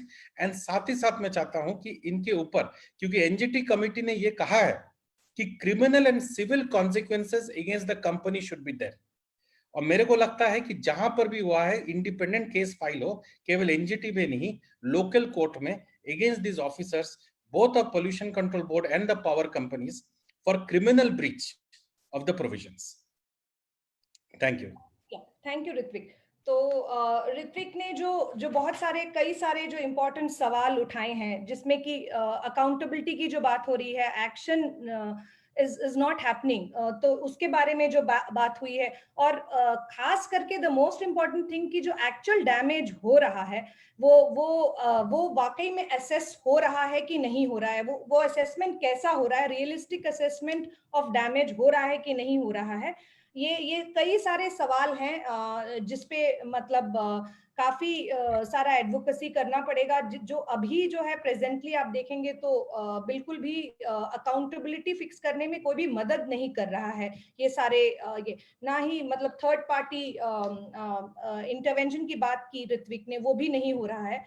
तो इन सब चीजों पे हम और थोड़ी सी आएंगे वापस। ऋत्विक, कुछ सवाल भी हैं जिसके जवाब में भी आप अपनी बात रखेंगे। हृदेश को आमंत्रित करना चाहती हूँ। I would request Hridesh to basically share his thoughts. Hridesh has been somebody who's been reporting on issues relating to environment, climate change, and energy for the longest time. Independent writer हैं, जर्नलिस्ट हैं। उनकी एक बहुत important किताब भी छपी है, disaster जो हुआ था पहाड़ों में, उसको लेकर के, रेज ऑफ द रिवर करके। तो हृदेश, मैं आपसे रिक्वेस्ट करूंगी कि जो आपका अनुभव रहा है, आपने सिंगरौली पे भी काफी रिपोर्टिंग की है जब आप एनडीटीवी में थे, मुझे याद है। In fact you were one of the few initial people who came down to do a story on Mahan. तो आप अपनी अगर थोड़ी सी बात रखेंगे, if you can share your thoughts on all of this. Priya, बहुत बहुत शुक्रिया। ज्यादातर बात कही जा चुकी है। मैं सिर्फ संक्षेप में जर्नलिज्म के पर्सपेक्टिव से बताना चाहूंगा, क्योंकि बाकी बातें बाकी पैनलिस्ट ने कवर कर दी हैं। जब ये कहा जाता है कि किसी जगह की जब ये कहा जाता है कि इस जगह की कहानी तो बिल्कुल वैसी ही है जैसी दूसरी जगहों की कहानी है, तो वो सिर्फ पावर प्लांट के बारे में नहीं है। जहां भी रिसोर्सेस हैं और रिसोर्सेस का जो एक्सप्लॉयटेशन हो रहा है, मिसाल के तौर पर मैं सिंगरौली में आया, मैंने सिंगरौली में रिपोर्टिंग की, कोरबा से रिपोर्टिंग की, झारखंड में सारंडा से रिपोर्टिंग की, हजारीबाग के आगे एक वैली है रामपुर वैली, वहां से रिपोर्टिंग की। तो वहां ये कहा जाता है कि कोयला है और कोयला एनर्जी के लिए जरूरी है, आप रास्ते से हट जाओ, इसके बिना गुजारा नहीं है। लेकिन जिस प्रदेश से मैं आता हूँ, उत्तराखंड, वहां पर हाइड्रो पावर को लेकर यही स्थिति है। वहां कहा जाता है हाइड्रो पावर है और इसके आगे कोई गुजारा नहीं है, आप हट जाइए, हमें सारे जंगल काटने दीजिए, हमें लोगों को हटाने दीजिए। लेकिन इन चीजों के साथ सबसे बड़ी बात जो जुड़ती है वो है कि पत्रकारिता का जो पर्सपेक्टिव मैं एक पत्रकार के तौर पर देना चाहता हूं, कि जो पिछले कुछ वक्त में, पिछले कई सालों में, पिछले 15 सालों में जो पूरा मीडिया हाउसेस का स्ट्रिंगराइजेशन हुआ है, यानी एक ऐसा टर्म, एक बहुत डिमीनिंग टर्म एक तरह से मैं कहूंगा उसे, वो यूज किया जाता है कि स्ट्रिंगर्स को वहां पर रखो या उनसे फुटेज मंगवा लो उस समय जिस समय एडहॉक बेसिस पे काम हो जाए। तो और वो लोग, ये एक पैराडॉक्स है, ये एक विडंबना है कि वो लोग इतने ज्यादा सच्चाई से काम करने वाले और मोटिवेटेड लोग हैं कि वो आपकी एक कॉल पर बिना किसी बाईलाइन के, बिना किसी कई बार कोई मेहनताना उनको दिए, वो जाते हैं आधी रात को जाके आपको कुछ पिक्चर्स और वो फोटोग्राफ्स लाके देते हैं, जिसके आधार पे दिल्ली में बैठे हुए तमाम बड़े बड़े एंकर और रिपोर्टर्स रिपोर्टिंग करते हैं। कई लोग अवार्ड भी जीतते हैं बिना उस जगह पर गए हुए, उस जगह की रिपोर्टिंग को लेकर, और ये बातें मैटर ऑफ रिकॉर्ड हैं। और उसके बाद उस स्ट्रिंगर को, कोट एंड कोट, जो कि हमारा फेलो जर्नलिस्ट है, जो हमारा सहयोगी पत्रकार है, उसको भूल जाते हैं। और उसकी याद उन्हें कब आती है? दोबारा, जब फिर कोई नक्सली हमला होता है या फिर कोई शासन की तरह घटना होती है, फिर कोई चिमनी कोरबा में गिरती है जिसमें कई लोगों की जान जाती है, और फिर 24 घंटे के लिए उसकी याद आती है और फिर उसे भूल जाते हैं। और उस दौरान उसको जो पैसा दिया जाता है वो इतना इंसल्टिंग है कि वो कोई भी पत्रकार दोबारा तो पैसे के लिए काम नहीं करेगा। यानी वो उसकी काम करने की ड्राइव कहाँ से आ रही है? उसकी ड्राइव अपने जो फेलो कंट्रीमैन जो साथ में उसके लोग रह रहे हैं, उनके दुख से, उनकी परेशानी से आ रही है, या फिर पत्रकारिता करने के उसके भीतर कोई इच्छा है उससे आ रही है। तो हम जब बात करते हैं कि कोर्ट्स काम नहीं कर रहे हैं या लोग जो है वो इस तरह से काम कर रहे हैं कि लोगों को जस्टिस नहीं मिल रहा है, तो उस वक्त हमें बड़े बड़े कंपनियों के साथ साथ बड़ी जो मीडिया हाउसेस हैं उनकी जिम्मेदारी को भी तय करना चाहिए। और खासतौर से अब जब मैं एक इंडिपेंडेंट जर्नलिस्ट के तरह काम करता हूं तो इस बात को बहुत महसूस करता हूं कि जब बात कही जाती है, स्वावलंबन की बात कही थी अभी यहाँ पर शुभा जी ने, कि कैसे स्वावलंबी हैं, दो लोगों ने एक सहजीविता बनाई है कि किसी के पास कुछ है, किसी के पास कुछ है, और उससे वो गुजारा चल रहा है। लेकिन आज हर जगह इस स्वावलंबिता को खत्म किया जा रहा है, और उसकी वजह क्या है? उसकी वजह यह है कि वहां पर उन लोगों को एक डिस्प्रोपोर्शनेटली एक जगह पे कब्जा करना है, और हमको ये बताया जा रहा है जो ग्रोथ की डेफिनेशन है, यानी इन्वायरमेंटल जर्नलिस्ट में हूं, इसीलिए एनर्जी को भी कवर करता हूं कि सेक्टर को ज्यादा कॉम्प्रिहेंसिवली समझ सकूं। तो हमें ग्रोथ की जो ट्रेजेक्टरी बताई जाती है उसमें इस तरह के एसेट्स की कोई वैल्यू नहीं है। पानी जो है वो उनके लिए सिर्फ हाइड्रो पावर के लिए इंपॉर्टेंट है, लेकिन पानी का जो दूसरा एसेट है, इन्वायरमेंटल एसेट है, वो कभी नहीं समझाया जाता। जंगल क्यों जरूरी है? मतलब जनरली मैं जब यंग जर्नलिस्ट से इंटरेक्ट करता हूं और उनके पास जाता हूं तो उनसे कहता हूं कि आपको पता है कि नदियां, तो उनको ऐसा लगता है कि नदियों की वजह से जंगल बने हुए हैं, तो उन्हें फिर समझाया जाता है कि नहीं, जंगल है इसलिए नदियां हैं। ये आपस में एक बहुत ही इंट्रिकेट और बहुत ही कॉम्प्लेक्स रिलेशन है दोनों का। तो मैं सिर्फ बाकी ज्यादा वक्त नहीं लूंगा, मैं इतना ही कहना चाहता हूं कि जो तमाम बातें यहाँ पर कही गई मैं उनसे सहमत हूं, लेकिन ज्यादा से ज्यादा मीडिया हाउसेस की जो जिम्मेदारी है उसे भी तय करना चाहिए। एक बात मेरे को बहुत इंपॉर्टेंट है जो मैं कहना चाहता हूँ, CSR फंड के दुरुपयोग के बारे में, या उन लोगों को जिनको इसकी जरूरत है उनको नहीं मिलने की बात कही। इसका बहुत ही ग्लेयरिंग एग्जांपल मैंने छत्तीसगढ़ के बस्तर में देखा था। जब मैं अपनी एक आर्टिकल पे काम कर रहा था तो मैंने देखा कि जो NMDC यहाँ पर इतनी बड़ी कंपनी है जो करोड़ों रुपए का, लाखों रुपए का प्रॉफिट पोस्ट करती है, तो इसका NMDC का प्रॉफिट कहाँ लग रहा है? आपको यकीन नहीं होगा कि एक पर्टिकुलर ईयर में NMDC का जो सारा प्रॉफिट है या ज्यादातर प्रॉफिट है वो NMDC जो कि बस्तर में है, छत्तीसगढ़ में है, उसका प्रॉफिट बाराबंकी में लग रहा था। क्यों? क्योंकि बाराबंकी स्टील मिनिस्टर की कॉन्स्टिट्यूएंसी थी। तो that's how the money is flowing to jazz up the constituency of the minister who is actually holding the portfolio, not making the life easy for the people who are actually bearing the brunt of the of these things. Thank you very much. Thank you Hridesh. अब थोड़ा जो कुछ सवाल आए हैं उस पे थोड़ा सा अगर हम लोग बात करें, संदीप से थोड़ा पूछना चाह रहे हैं कि संदीप, अभी जो है जमीन पे स्थिति क्या है? क्योंकि जब आपसे पहले बात भी हो रही थी हमारी, तो ये बात निकल के आ रही थी कि प्रशासन का काफी दबाव है लोगों के ऊपर, और ये लॉकडाउन की स्थिति में किस तरह से जो है वहां पे स्थिति और ज्यादा गंभीर हो रही है। लोग अपनी ये जो पूरा रेमेडिएशन प्रोसेस है वो जमीन पे क्या सफाई हुई है क्या? क्योंकि 15 दिन के अंदर सफाई करने की बात हुई थी। तो जमीन पे थोड़ी सी जो स्थिति है उस पे थोड़ा सा अगर आप और रोशनी डालेंगे तो अच्छा होगा। आप म्यूट पे हैं संदीप, आपकी आवाज नहीं आ रही है। जो डैम फूटा था उसमें जो राखी निकला था उस डैम से, उसका अभी तक वो 200 एकड़ का जो दिखाए हैं, जो जिला कलेक्टर के साहब के तरफ से, जिला प्रशासन के तरफ से जो सर्वे किया गया था उनका सर्वे कहता है, बाकी किसानों का उन्होंने छोड़ दिया था। लोगों का 4 ग्राम पंचायत के लोग, सिद्दी कला, सिद्दी खुर्द, झांझी टोला ग्राम पंचायत और रावा ग्राम पंचायत के लोग किसान प्रभावित हुए थे, वे सभी प्रभावित हुए थे। उसमें से जो उनका आंकड़ा कहता है, जो उन्होंने सर्वे किया है, काफी लोगों का छोड़ने के बावजूद 657 किसानों का उन्होंने लीगल तौर पे दर्शाया है जिला प्रशासन की तरफ से, जो उन्होंने सर्वे किया है। आपको हम बताना चाहते हैं, जब देश के अंदर कोई राष्ट्रीय आपदा आती है या कोई प्राकृतिक आपदा आती है, जैसे कोई ओला गिर गया तो फसल बर्बाद हो जाते हैं, पत्थर गिर जाता है, या ज्यादा बारिश होने के कारण फसल बर्बाद हो जाता है, उस टाइप से शासकीय राशि बांटी गई है। एक एक किसानों को 4000, 5000, 2000, 500 रुपए का मुआवजा वितरण किया जा रहा है। तब इतना दुर्भाग्य अपन कह सकते हैं कि उसमें कोई कहने लायक बात नहीं है। ज्यादा जिनकी 3 एकड़ 4 एकड़ 5 एकड़, जिन किसानों की 10 एकड़ जमीन गई है उनको 5,000 7,000 8,000 10,000, तो 10,000 के सारे किसानों का जो मुआवजा आवंटित किया गया हो उनके नीचे है। दूसरा चीज, जो डैम से जो राखी निकला था, उस डैम के पास में 20 से 25 ग्राम पंचायतों के बीच में एक गोहवैया नदी थी। उस गोहवैया नदी से होते हुए राखड़ और उनका केमिकल और पानी, जो सिंगरौली का जो सबसे बड़ा जल स्रोत है रिहंद डैम, उस डैम में नदी के माध्यम से पूरा पानी और केमिकल डैम में चला गया। उस डैम से जो पूरे सिंगरौली का जिले का, अभी कुछ दिनों 5 से 6 माह पूर्व में मध्य प्रदेश सरकार के एक मंत्री थे प्रदीप जायसवाल जी, आए थे, वाटर सप्लाई का शहर में उन्होंने उद्घाटन भी किया था उसी रिहंद डैम से।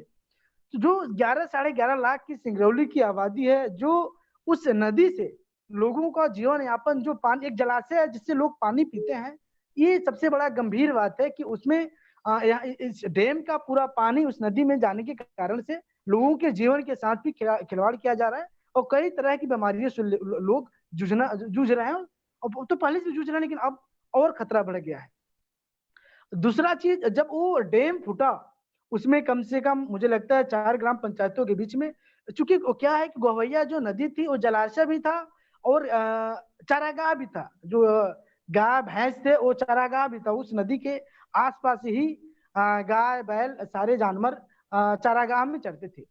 जब वो डैम फूटा तो पानी के साथ साथ में कम से कम हजारों जानवर बह गए, मर गए, आज तक लोगों का नहीं मिला, उसका मुआवजा भी नहीं मिला है। और कम से कम 1000 एकड़ में, 200 एकड़ नहीं, 1000 एकड़ से ज्यादा का फसल बर्बाद हुआ है, लोगों को खेतों में और घरों में राखी और पानी गया है। दूसरा चीज कि अभी तक 15 दिन में उन्होंने जिला प्रशासन की तरफ से एक मजिस्ट्रियल, हम लोगों के दबाव में आने के बाद एक उन्होंने मजिस्ट्रियल जांच गठित किया था, जिसमें उन्होंने जिले के जो अपर कलेक्टर थे, एडीएम साहब, अभी 1 से 6 जून के बीच में उन्होंने आपत्ति का भी समय मांगा था हम लोगों से, तो मैंने आपत्ति भी जाके साक्ष्य भी उनके सामने प्रस्तुत किया था। जो राखी उन्होंने बोल रहे 15 दिन के अंदर हम उठाएंगे, उन्होंने अभी तक राखी का 10% भाग नहीं उठा पाया। राखी जो नदी थी, जो लोगों के एक्चुअली था क्या कि चारों, जैसे कि बीच में नदी निकल गई, गोवैया नदी, ऊपर में भी घर है, उस तरफ भी झांझी ग्राम पंचायत लग जाता है पीछे तरफ में, और एक तरफ में हरहवा ग्राम पंचायत। जिधर पावर प्लांट है वो सिद्धि कला है, जो डैम फूटा था सिद्धि कला, सिद्धि जिधर पानी बहा गया सिद्धि खुर्द है, जिधर डैम फूटा वो सिद्धि कला है। तो इस 4 ग्राम पंचायतों के बीच में कम से कम मुझे लगता है कि 10 फीट 15 फीट नीचे तक, 15 से 15 फीट तक राखड़ जमा हुआ है। 10 से 15% के बीच में उन्होंने राखड़ अभी तक उठा पाया है, जबकि उन्होंने 15 दिन के अंदर राखड़ उठा के फेंकने का बात किया था। और देखिए, जो सबसे बड़ी एक और समस्या उन्होंने विकट समस्या खड़ी कर दी कि ये जो नदियों का जो राखड़ निकला था, उस राखड़ को हरहमा डैम है, उस डैम के बाहर रिलायंस पावर प्लांट का जमीन बचा है कुछ, और डैम के बाहर, डैम के अंदर नहीं, डैम के बाहर जो किनारे का जो भाग बचा था कुछ 20 मीटर 30 मीटर का, उस बाग में, वो खुले मैदान में, कोई बाउंड्री वाल नहीं, कोई डैम नहीं, खुले में फिर उस राखड़ को उठा के वहां ले जाके शिफ्ट कर रहे हैं, पटक रहे हैं, तो फिर लोगों के साथ जीवन। एक सवाल जो खास करके आ रहा है वो ये है कि क्या कोई क्रिमिनल कंप्लेंट आप लोगों ने जमीन पे फाइल किया है? क्या कोई अभी किसी को चार्ज किया है इस पूरे मामले को लेकर के आपके जानकारी में, या किसी को अरेस्ट किया है? क्या कोई अरेस्ट हुए थे क्या ये जब ये बांध के फूटने के बाद? 10 तारीख को डैम फूटा था, 12 तारीख को रिलायंस प्रबंधक की ओर से अग्रिम जमानत की याचिका 4 लोगों के नाम पे, जो Reliance power application from Reliance, application अग्रिम जमानत 4 लोगों के नाम पे उन्होंने लगाया था, जिसमें से उन्होंने रिलायंस का जो सीईओ थे अनिल कुमार सिंह, जो स्टेशन डायरेक्टर थे सचिन महापात्रा, 2 लोग बाकी के और थे, 4 लोग नाम उन्होंने नामजद पे अग्रिम जमानत के लिए एप्लीकेशन लगाया था। फिर जो हमारे वकीलों का पैनल था, मेरे नाम पे व्यक्तिगत उन्होंने फिर विरोध का उन्होंने लगाया, फिर उनका जो अग्रिम जमानत था उन्होंने मैंने खारिज करा दिया था डिस्ट्रिक्ट कोर्ट से। अच्छा, तो लेकिन उनको एंटिसिपेटरी बेल मिल गया है? मतलब नहीं, बेल नहीं, उनको बेल नहीं मिला। अच्छा, बेल नहीं मिला। तो कुछ अरेस्ट हुए हैं क्या इस नहीं, फिर मैं उसी पर हूँ। फिर दूसरी तरफ एक तरफ रिलायंस पावर प्लांट के लोग कहते हैं कि मैं गुनाह किया हूँ, मुझे जमानत दे दो। दूसरी तरफ जिला प्रशासन, पुलिस प्रशासन कहती है कि मैं किस व्यक्ति के ऊपर मुकदमा कायम करूं। उन्होंने जो अभी तक मुकदमा कायम किया है गैर हत्या इरादन का, उन्होंने मुकदमा तो कायम कर दिया, लेकिन अज्ञात लोगों के ऊपर अभी तक मुकदमा कायम किया, किसी व्यक्ति का नाम उन्होंने नहीं किया है। ये सबसे बड़ा दुख का बात है। ये जो आप बात निकाल के ला रहे हैं संदीप, वापस आएंगे इस पे, पर ये बहुत अहम बात है कि on one hand we have anticipatory bail applications being filed by Reliance officials, and on the other hand basically you have the administration basically saying that whom can we hold accountable, who against whom should we arrest for this. So what they have done is they filed a FIR against unidentified people. So this is an interesting thing. I'd like to pass on the question. मैं ऋत्विक को ये सवाल थोड़ा सा इसके ऊपर रोशनी डालते हुए, Ritwik can you also say Narendra का सवाल है बेसिकली कि वहां पे सिंगरौली में जब भी कुछ होता है, whenever something happens in Singrauli, it's a challenge to file an FIR. And he's asking that, when officials like this kind of a thing, when officials commit, they don't do their duty properly, or there is a negligence on behalf of the officials, can criminal cases be filed? So if you could kind of club both of these questions, as well as reflect on the fact that anticipatory bail applications were made by Reliance officials, and then there is despite that there is a FIR on unidentified people. If you could just talk to this whole thing, Ritwik. Yeah, see, there are under the provisions जो है आपके Environment Protection Act के अंतर्गत, आपको immediately FIR भी जरूरी नहीं होता है। आप एक काम कर सकता है, क्योंकि मैं मानता हूं कि FIR फाइल करना आपका राइट है, कोई भी आपको रोक नहीं सकता है। अगर कॉग्निजेबल ऑफेंस हुआ है और इसके पनिशेबल है तो आपको FIR फाइल करना ही पड़ेगा। पर रियलिटी ये है कि चाहे मैं यूपी में हूं, चाहे कोई आप मध्य प्रदेश में हो, चाहे आप मुंबई में ही क्यों ना हो, जल्दी से FIR फाइल नहीं होता है। कभी कभार तो आदमी को हाई कोर्ट तक जाना पड़ता है to get an order to get the FIR registered. But साथ ही एक काम हम कर सकते हैं, और वो ये है कि FIR के प्रोसेस के साथ साथ आप एनवायरमेंट और एयर एक्ट और वाटर एक्ट के अंतर्गत 60 डेज का एक नोटिस दे सकते हैं, राइट? वो सिटीजन्स राइट होता है। आप 60 दिन का एक नोटिस दे सकते हैं कि ये ब्रीच हुआ है, ये क्रिमिनल लाइबिलिटी होता है, और वो आप एक नोटिस के तौर से लेटर के तरफ जाता है, सामने में रहता है notice under air act, water act and EP act. उसके बाद जो है 60 दिन के बाद आप डायरेक्टली कंप्लेंट केस मैजिस्ट्रेट के सामने फाइल कर सकते हैं। मैजिस्ट्रेट आपको मना नहीं कर सकते उसमें फाइल करने से। तो ये एक जो है क्रिमिनल केस के तौर से आप डायरेक्ट फाइल कर सकते हैं under EP act, air act और वाटर एक्ट आपके नियरेस्ट मैजिस्ट्रेट्स कोर्ट के सामने। बट यही रूल है कि आपको 60 डेज का एक नोटिस देना पड़ेगा। साथ ही साथ जो है डेफिनेटली आपके पास NJT का ऑप्शन रहता है, वहां पर भी आप कंप्लेंट फाइल कर सकते हैं। But so far as liability पर साथ में मैं ये मानता हूं कि एक और चीज है कि एग्जैक्ट ऑफिसर का नाम हमें मेंशन करना जरूरी है, और उसमें से क्या रोल प्ले किया है उसको भी थोड़ा डिटेल में देते हुए कि ये सब चीज जो है इस पर्टिकुलर पोस्ट, ऑफिसर का नाम भी ना हो तो पोस्ट जो है उसको मेंशन करते हुए स्पेसिफिक रखिए। बहुत ज्यादा डिटेल में मत जाइए पहले में, क्योंकि फिर वो क्या होता है कि ज्यादा डिटेल में हम कभी कभार 10 पेज के लिखते हैं तो फिर वहां से इनको निकलने का बहुत सारे रास्ता निकल जाता है। वो करते हुए हम लोग कर सकते हैं। This is my opinion. और अगर आपको उसका फॉर्मेट वगैरह चाहिए तो मेरा ऑफिस है, आपको हम सब दे सकते हैं किस तरह से ये 60 डेज का नोटिस आप फाइल कर सकते हैं। Thank you, Ritwik. Moving on to the next question. Actually, Himanshu Thakkar ji है, उनके दो सवाल हैं. So one question is to Hridesh. Basically, Hridesh, if you could just briefly and quickly let us know how basically media accountability can be fixed in such cases, you know, where the media is taking sides and reporting, not reporting what is the reality on the ground. What do you think is the way to fix media accountability?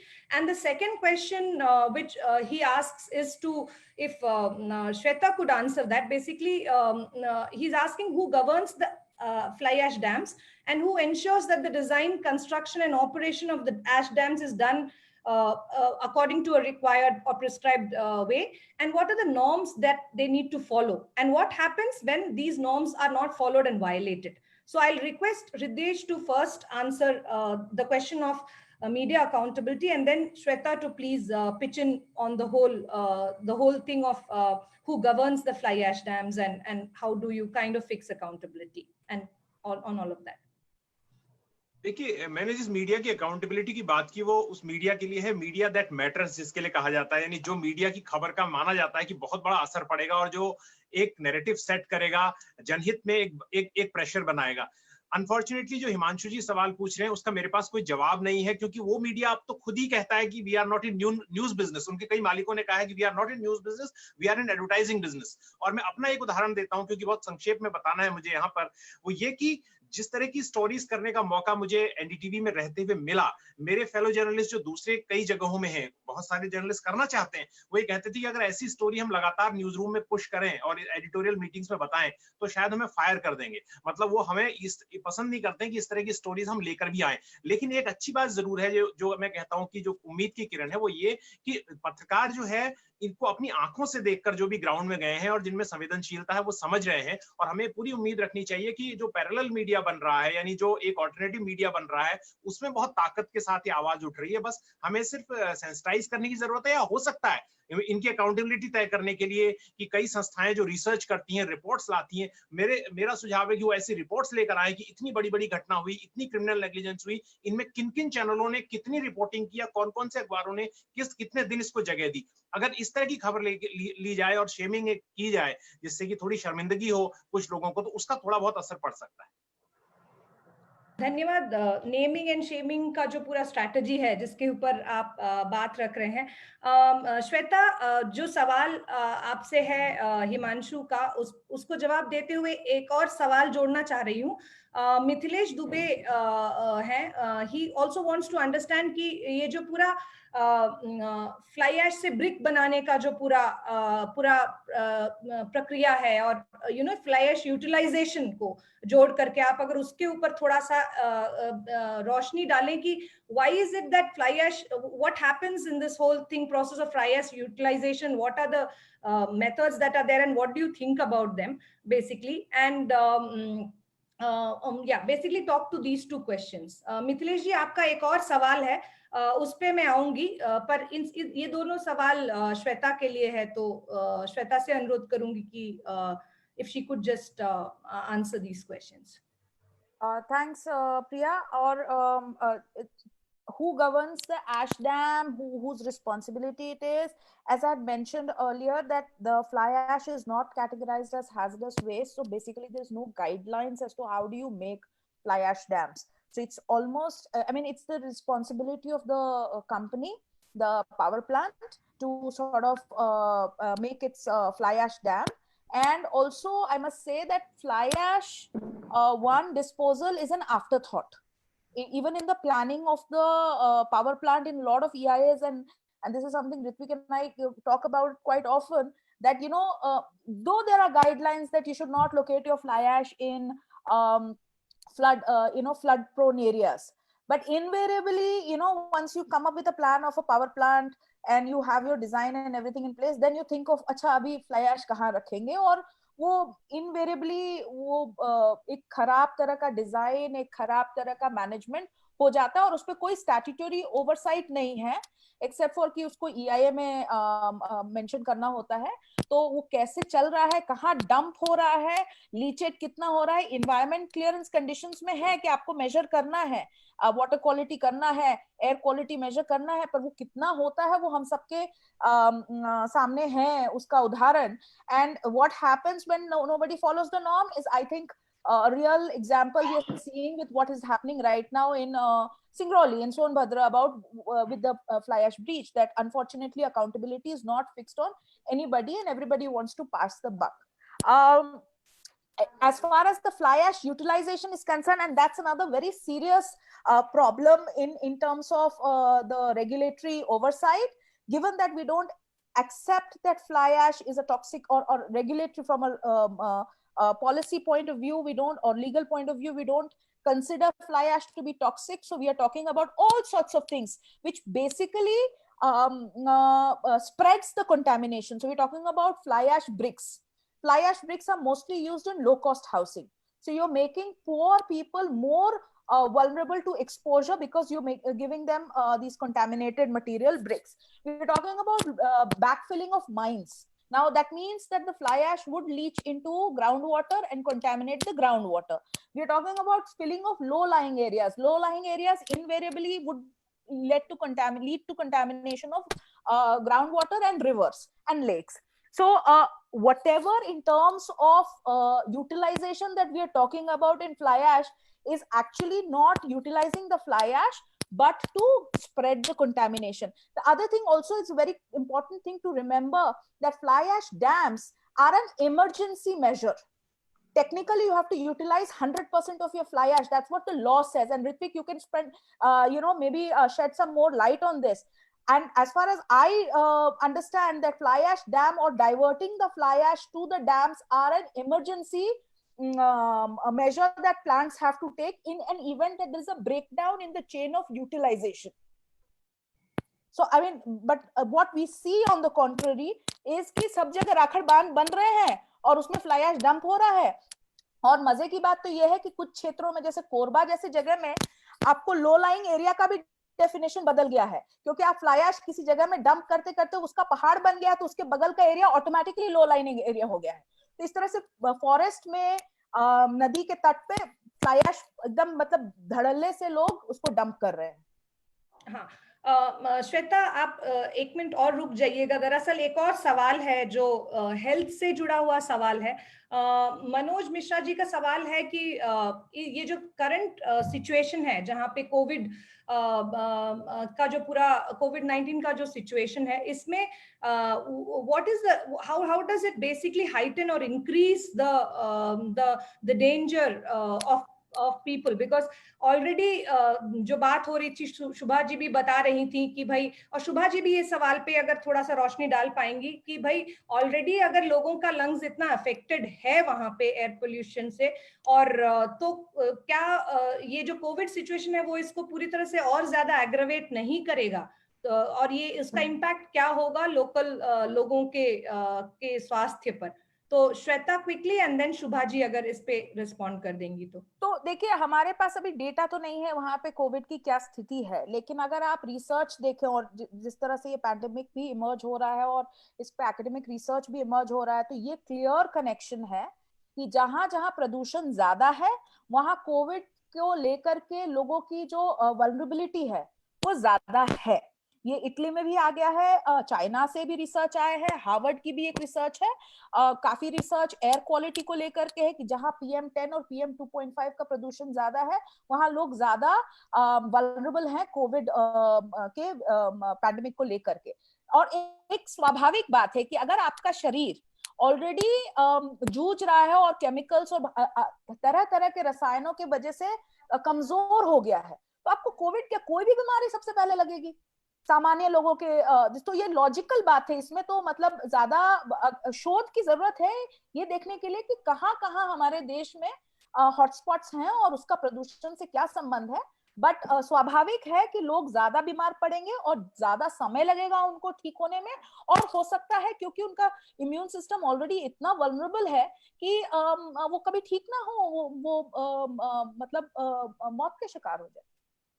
शुभा जी आप भी थोड़ा अगर इसको जोड़ करके अगर ये बात रख सकें, और उसके साथ ये भी एक सवाल विनीत का आया हुआ है वहां से कि भाई वहां पे जो कंपनियां आई हैं उन्होंने कितने लोगों को एम्प्लॉयमेंट दिया है, एक जनरल आइडिया अगर आपको हो उस रीजन से कि लोगों को वाकई, क्योंकि हमेशा ये बोला जाता है कि भाई लोग ये कंपनियां आएंगी तो भाई सबसे ज्यादा important thing is that employment will be generated. तो क्या वाकई में जमीन की स्थिति वही है कि is employment generated by these people, the companies that are operating in that region? And then health का भी थोड़ा सा कोविड के साथ जोड़ के अगर आप बता देंगे तो। मुझे जहां तक ये कहना है, जैसे ये आया है एम्प्लॉयमेंट के बारे में बात, तो एम्प्लॉयमेंट, परमानेंट एम्प्लॉयमेंट तो कोई खास जनरेट नहीं हुआ है। हाँ। बहुत थोड़े से लोगों को काम मिला है, उसमें जो बेसिस पे मिला है। बाकी सब वो जो है कि लेबर के रूप में काम करते हैं, और वो भी वो अनऑर्गेनाइज सेक्टर से जाते हैं जहां उनका कोई मतलब कोई गिनती है कि वो कर रहे हैं या नहीं कर रहे हैं। तो लोगों ने इसके लिए भी आवाज उठाई कि हम विस्थापित भी हुए, मजदूरी नहीं मिल रही। अनपरा में लोगों ने जो है एक साइन किया था कि अनपरा बनेगा तो उनको जब ए फेज में कितना काम मिलेगा, बी फेज में कितना काम मिलेगा, और उसके ऊपर पूरा बात आई और सीधे कह दिया गया कि नहीं नहीं, अब तो हम जो समझा था वो हम पे लागू नहीं होता। वो हमने अपनी तय कर लिया था कि अब इतने दिन हो गए, वो समझौता ही लागू नहीं होता। तो अब बैठक करके वो बात भी खत्म हो गई। हाँ, है जैसे खुद ही स्टडी नहीं आई है, और सोनभद्र में अभी तो एक तो टेस्टिंग लिमिटेड की हो रही है, और जैसा कि कोविड के साथ है कि अभी तो अब लोग आ रहे हैं बाहर से, आ रहे हैं, संपर्क में आएंगे तब पता चलेगा कि इसका क्या होगा। तो लेकिन उससे ज्यादा तो समस्या है कि लोगों की जीविका की। तो अभी तो लोगों का ध्यान उस स्वास्थ्य से ज्यादा इस पे है कि हम आगे कुछ दिनों में कैसे जीविका चलाएंगे। लेकिन इस संदर्भ में अगर समय, तो मुझे कहना है कि हम लोग दो तरह से देखना चाहिए कि अगर तुरंत लोगों को राहत कैसे मिल सकती है, उस क्या क्या काम हो सकते हैं। तो जैसे जो एनजीटी का केस आ चुका है, उसके ही तहत लोगों के यहाँ पे जांच की व्यवस्था, कि उनको क्या तकलीफ, इलाज की व्यवस्था, तो टॉक्सिकोलॉजिकल लेबोरेटरी की बात खुद को उसमें कही गई है। डॉक्टर टीम को ट्रेन करके इलाज की व्यवस्था सीएचसी पीएचसी पे हो सके, उसकी बात कही गई है। उस पर तुरंत काम होने की जरूरत है। और एक ऐसे सिस्टम की लोग ऑनलाइन अपनी शिकायत दर्ज कर सके और उसका कैसे हल हो रहा है उसकी भी अपडेट्स उन लोगों को मिलता रहे। तो इस तरह की बात, और जो अभी बात आ रही थी, ये चीज मुझे बहुत अच्छी ही है कि जो रियलिस्टिक असेसमेंट ऑफ डैमेज की बात है, ये तुरंत करके लोगों को तुरंत मुआवजे कैसे मिल सकते हैं जब उनका लाइवलीहुड, तो ये तुरंत बात का है। और फिर तो एक सीधी बात है कि इस राहत से कितने दिन लोगों को बार बार मांगना पड़ेगा। यहाँ केयरिंग कैपेसिटी का चाहिए कि कितना क्षेत्र में है, और केवल कोल आधारित इंडस्ट्रीज और ये क्षेत्र कितना झेलने की या नहीं है, और इस पर काम। नहीं बहुत इसमें ये जो एम्प्लॉयमेंट का सवाल है, इसमें क्योंकि हम भी काफी समय से सिंगरौली पे एंगेज कर रहे हैं और काम कर रहे हैं। तो आप जमीन पे जो देखेंगे, जो नंबर ऑफ जॉब्स प्रॉमिस्ड है वो कभी आते नहीं है। तो आप देखेंगे कि जमीन की जो सच्चाई है वो बहुत अलग है। प्रॉमिस जो होती है सिर्फ अग्रीमेंट पे होती है, और लोगों को, जैसे कि शुभा जी ने बताया कि भाई परमानेंट जॉब्स तो भूल ही जाइए, लोगों को जो डेली वेजेस का जो काम दिया जाता है उसमें भी वो ये होता है कि भाई बाहर से लोगों को लाया जाता है। अभी आप लगातार देखेंगे, चाहे रिलायंस हो चाहे एसआर हो, in all these places what we have seen is that whenever there has been an accident inside the compound or inside the industry, basically you found that it's mostly migrant laborers who have come from Jharkhand, from Orissa and neighboring places. And in fact, जमीन पे ये भी सच्चाई है कि the companies prefer कि लोग बाहर से हों.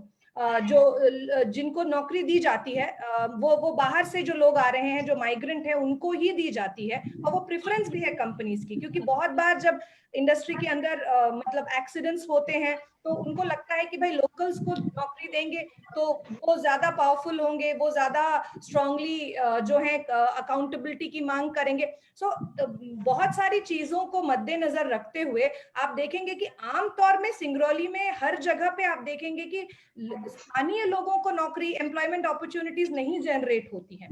वो चाहे शासन में हो, चाहे एसआर में हो, चाहे कहीं पे भी हो, सब जगह की स्थिति यही है कि स्थानीय लोगों की आजीविकाएं तो छिन जाती हैं, लेकिन उनको जो नौकरी देने की बात होती है वो कभी उनको मिलती ही नहीं है. तो वो संकट तो बहुत सालों से ही जो है एम्प्लॉयमेंट और डिस्प्लेसमेंट और ये सारे इश्यूज तो काफी ठोस रूप से सिंगरौली से खास करके निकल के आ रही है.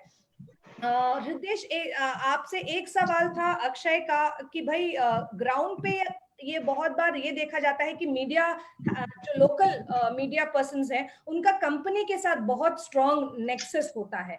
तो ये जो बात होती है कि कंपनी ने खबर दे दी तो हमने छाप दिया विदाउट, तो वो वाला जो स्ट्रॉन्ग नेक्सस जो ग्राउंड पे कंपनी के साथ होता है, उसके संदर्भ में आपका क्या सोचना है basically?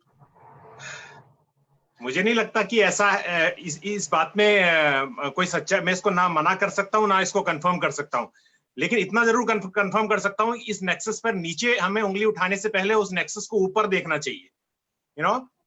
At one hand we are saying that the reporters are hobnobbing at the ground level with the companies, and how can we wink at that these company maliks are also running the newspapers and different channels.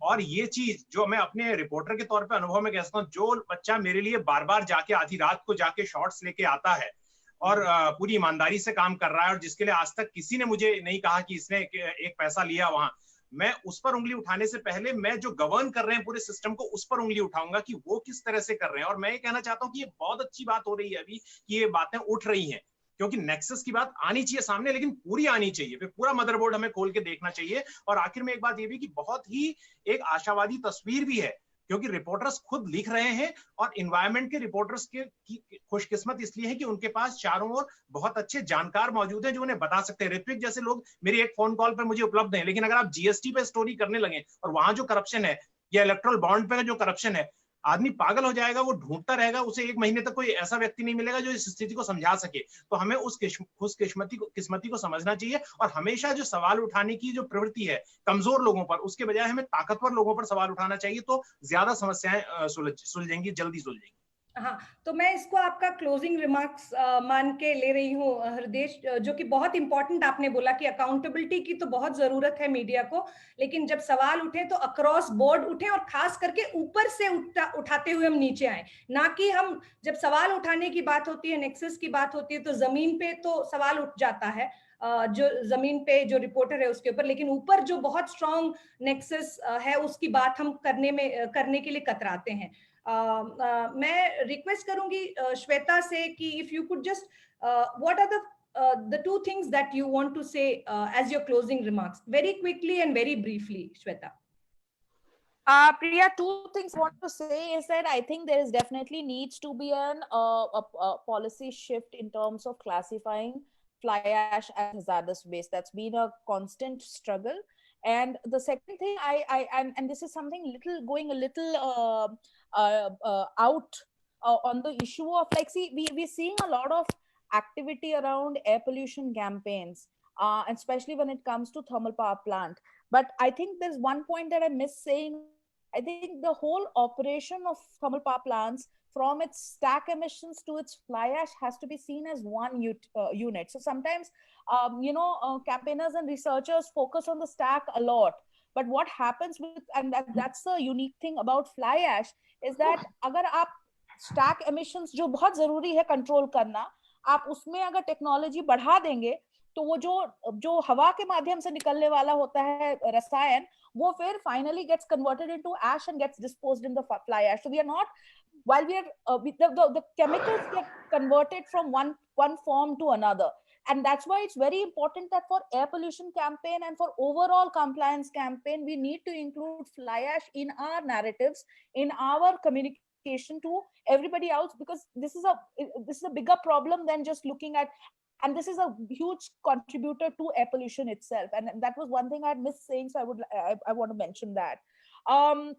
I think there is some question about ki communities kya kar sakte hain, or I know that it's a very tough fight. I know that the odds are against us, क्योंकि मतलब जो powerful लोग हैं और जो सरकार है वो पावरफुल लोगों के साथ है, लेकिन हमें एविडेंस बिल्डिंग का काम जो हम कर रहे हैं उसको करना बहुत जरूरी है, क्योंकि अगर एविडेंस और स्टोरीज जमीन से नहीं होंगी तो जो इंसाफ की हम उम्मीद कर रहे हैं वो भी हमें नहीं मिलेगी. तो डॉक्यूमेंटिंग इंसिडेंट्स, चाहे वो आप फोटोग्राफ के माध्यम से करें, चाहे आप किसी और रिकॉर्ड के माध्यम से करें, हेल्थ इंसिडेंट्स को डॉक्यूमेंट करना, वो एविडेंस बिल्ड करना बहुत जरूरी है, और उसी के माध्यम से लोग जुटेंगे भी. और अगर जहां भी हमें अगर कोर्ट के माध्यम से कहीं से इंसाफ की उम्मीद है तो उसके लिए एविडेंस का होना बहुत जरूरी है. बहुत बहुत धन्यवाद. ऋत्विक, आपका concluding remark very briefly, what will be your the two things that you want to flag at the end of this discussion? What I would say is reiterate my fact that we should not let any violator go, without being punished. Whether we win the case or not is not the only yardstick to judge it. We should make them accountable. By being accountable is not just taking them to a court. Court is one part of it. There should be a media trial. There should be a public trial. There should be all kind of action, because what is happening today is a criminal action. A criminal action that is leading to death of people, and therefore we have to fix liability and ensure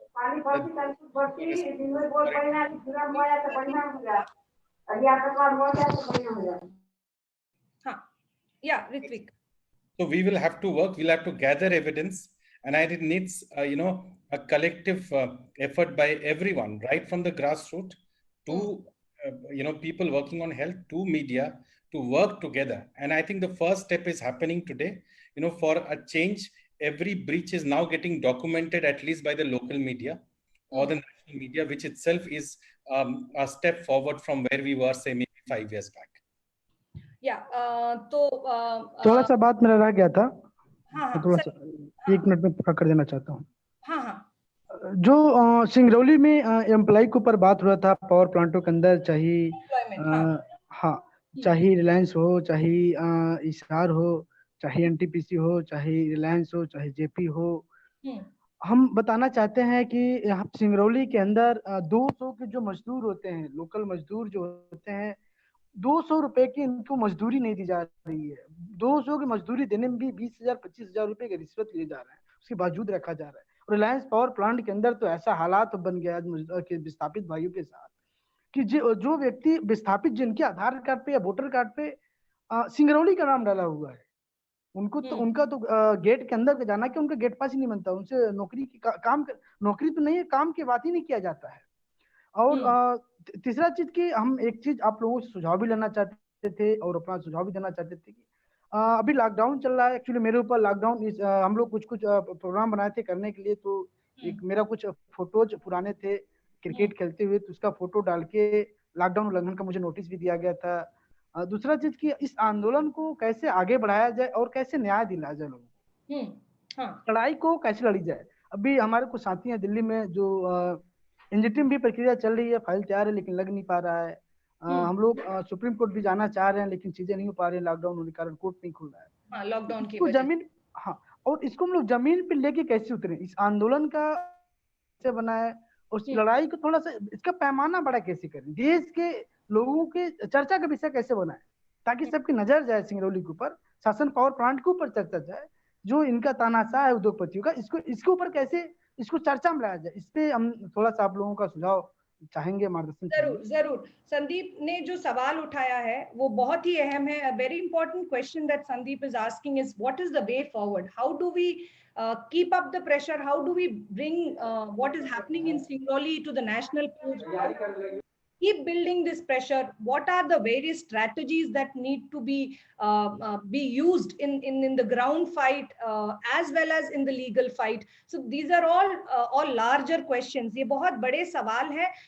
ऐसा नहीं है कि सवाल के जवाब नहीं है। साथ मिलके अगर बात करेंगे, we sit down and talk, as Ritvik was saying that this is the beginning. Maybe this webinar is just the beginning of a series of conversations जो हम आगे करने वाले हैं। सिंगरौली को ही लेके नहीं, बट फ्लाई ऐश और कोल को लेकर के भी, जो पूरा एयर पोल्यूशन और वाटर पोल्यूशन से लिंक करके जो फ्लाई ऐश का मुद्दा है, इसको भी लेकर के। तो ये एक शुरुआत है, मैं बोलूंगी संदीप, और भी आगे इसके ऊपर हम चर्चा करेंगे, क्योंकि बहुत जरूरी है कि हम जिनसे लड़ रहे हैं वो बहुत ताकतवर हैं। तो जरूरी है कि हम सब साथ में मिल के बैठे और सोचें कि आगे की रणनीति क्या होनी चाहिए, किस तरह से ये मुद्दे को ज्वलित मतलब मुद्दा बना के रखा जा सकता है। शुभा जी से मैं अनुरोध करूंगी कि वो संक्षेप में अपनी कंक्लूडिंग रिमार्क्स दें।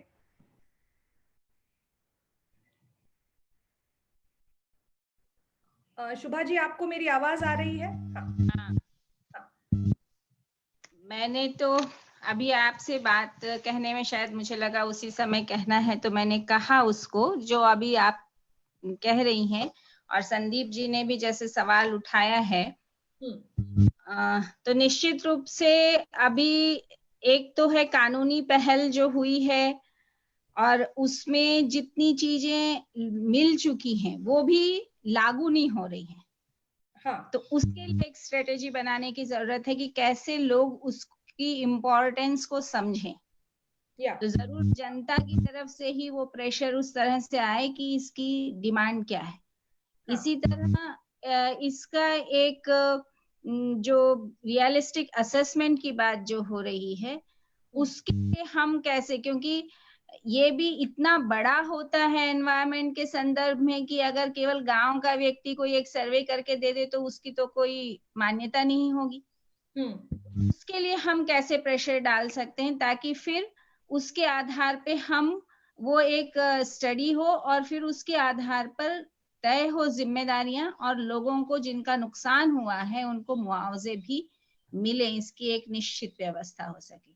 तो इस तरह की एक स्ट्रेटेजी बना के, और इसमें मैं कहूंगी कि तुरंत जो ये बात हो रही है, जैसे उन्होंने कहा कि इंडस्ट्री में अंदर जा भी नहीं सकता स्थानीय व्यक्ति।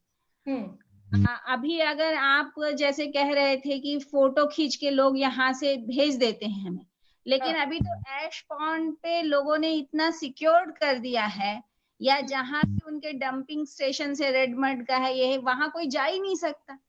तो उसमें से पानी लीच हो रहा है, क्या हो रहा है, नहीं हो रहा है, या वो मतलब जो करना था उनको वो सच में उन्होंने कर दिया, नहीं कर दिया, देखने का भी कोई वो नहीं।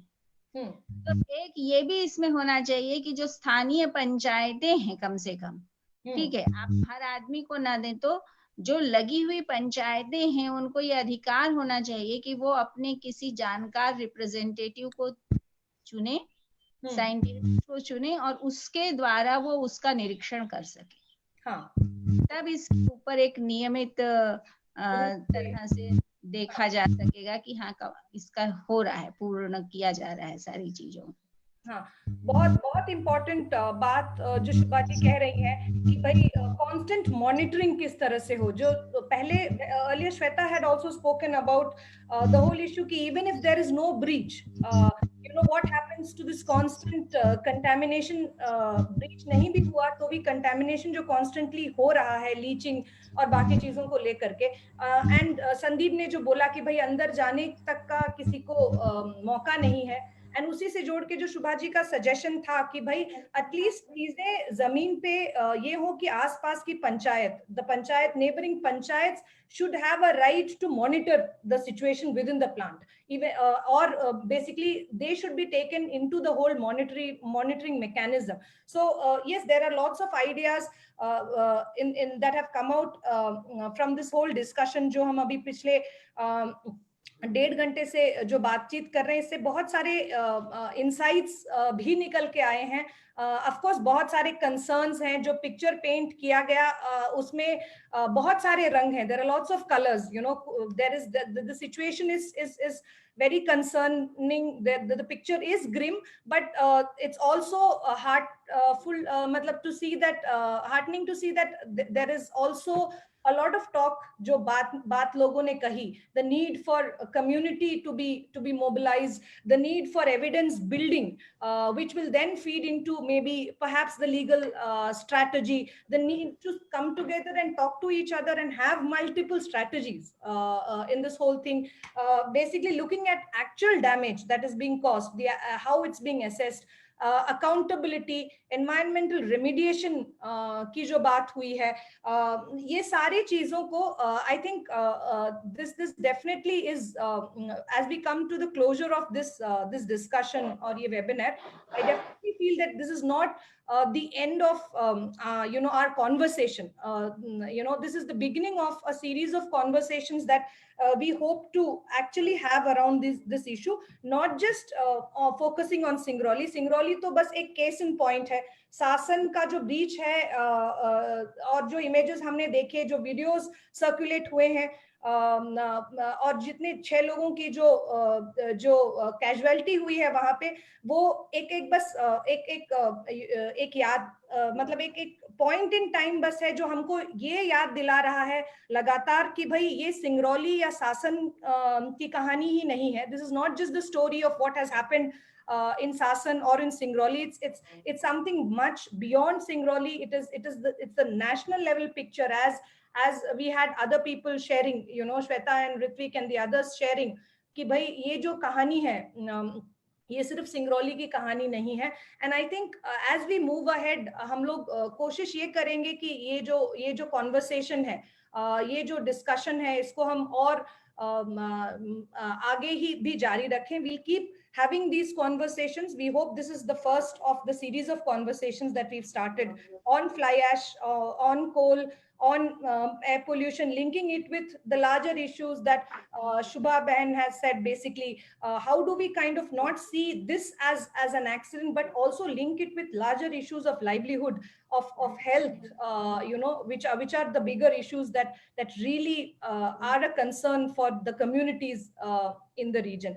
I would like to thank everybody, each and every panelist, जिन्होंने अपना कीमती समय निकाल के जिन्होंने अपनी बात रखी यहाँ पे. I'd really like to thank a lot of people in the audience, are people whom we have worked with, who has been you know, engaging with these issues. I'd like to personally thank each and every person in the audience who took out time to basically be part of this discussion. I hope you enjoyed this discussion, and I hope we'll be in touch. आगे भी जो discussions होंगे, आशा है कि आप लोग उसमें जुड़ेंगे. और खास करके खत्म करने से पहले जो जर्नलिस्ट साथी जुड़े हैं, उनका बहुत बहुत धन्यवाद कि आप लोग आए और जुड़े. हम जो हैं हमने एक प्रेस रिलीज भी तैयार किया है जो हम आपके साथ शेयर कर रहे हैं, और आशा है कि आगे भी जो है जुड़ाव रहेगा मुद्दे के प्रति, हम और आगे भी बात रख पाएंगे.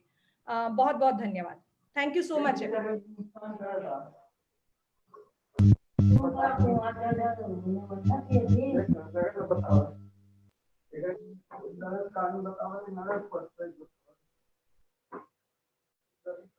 Thanks everyone.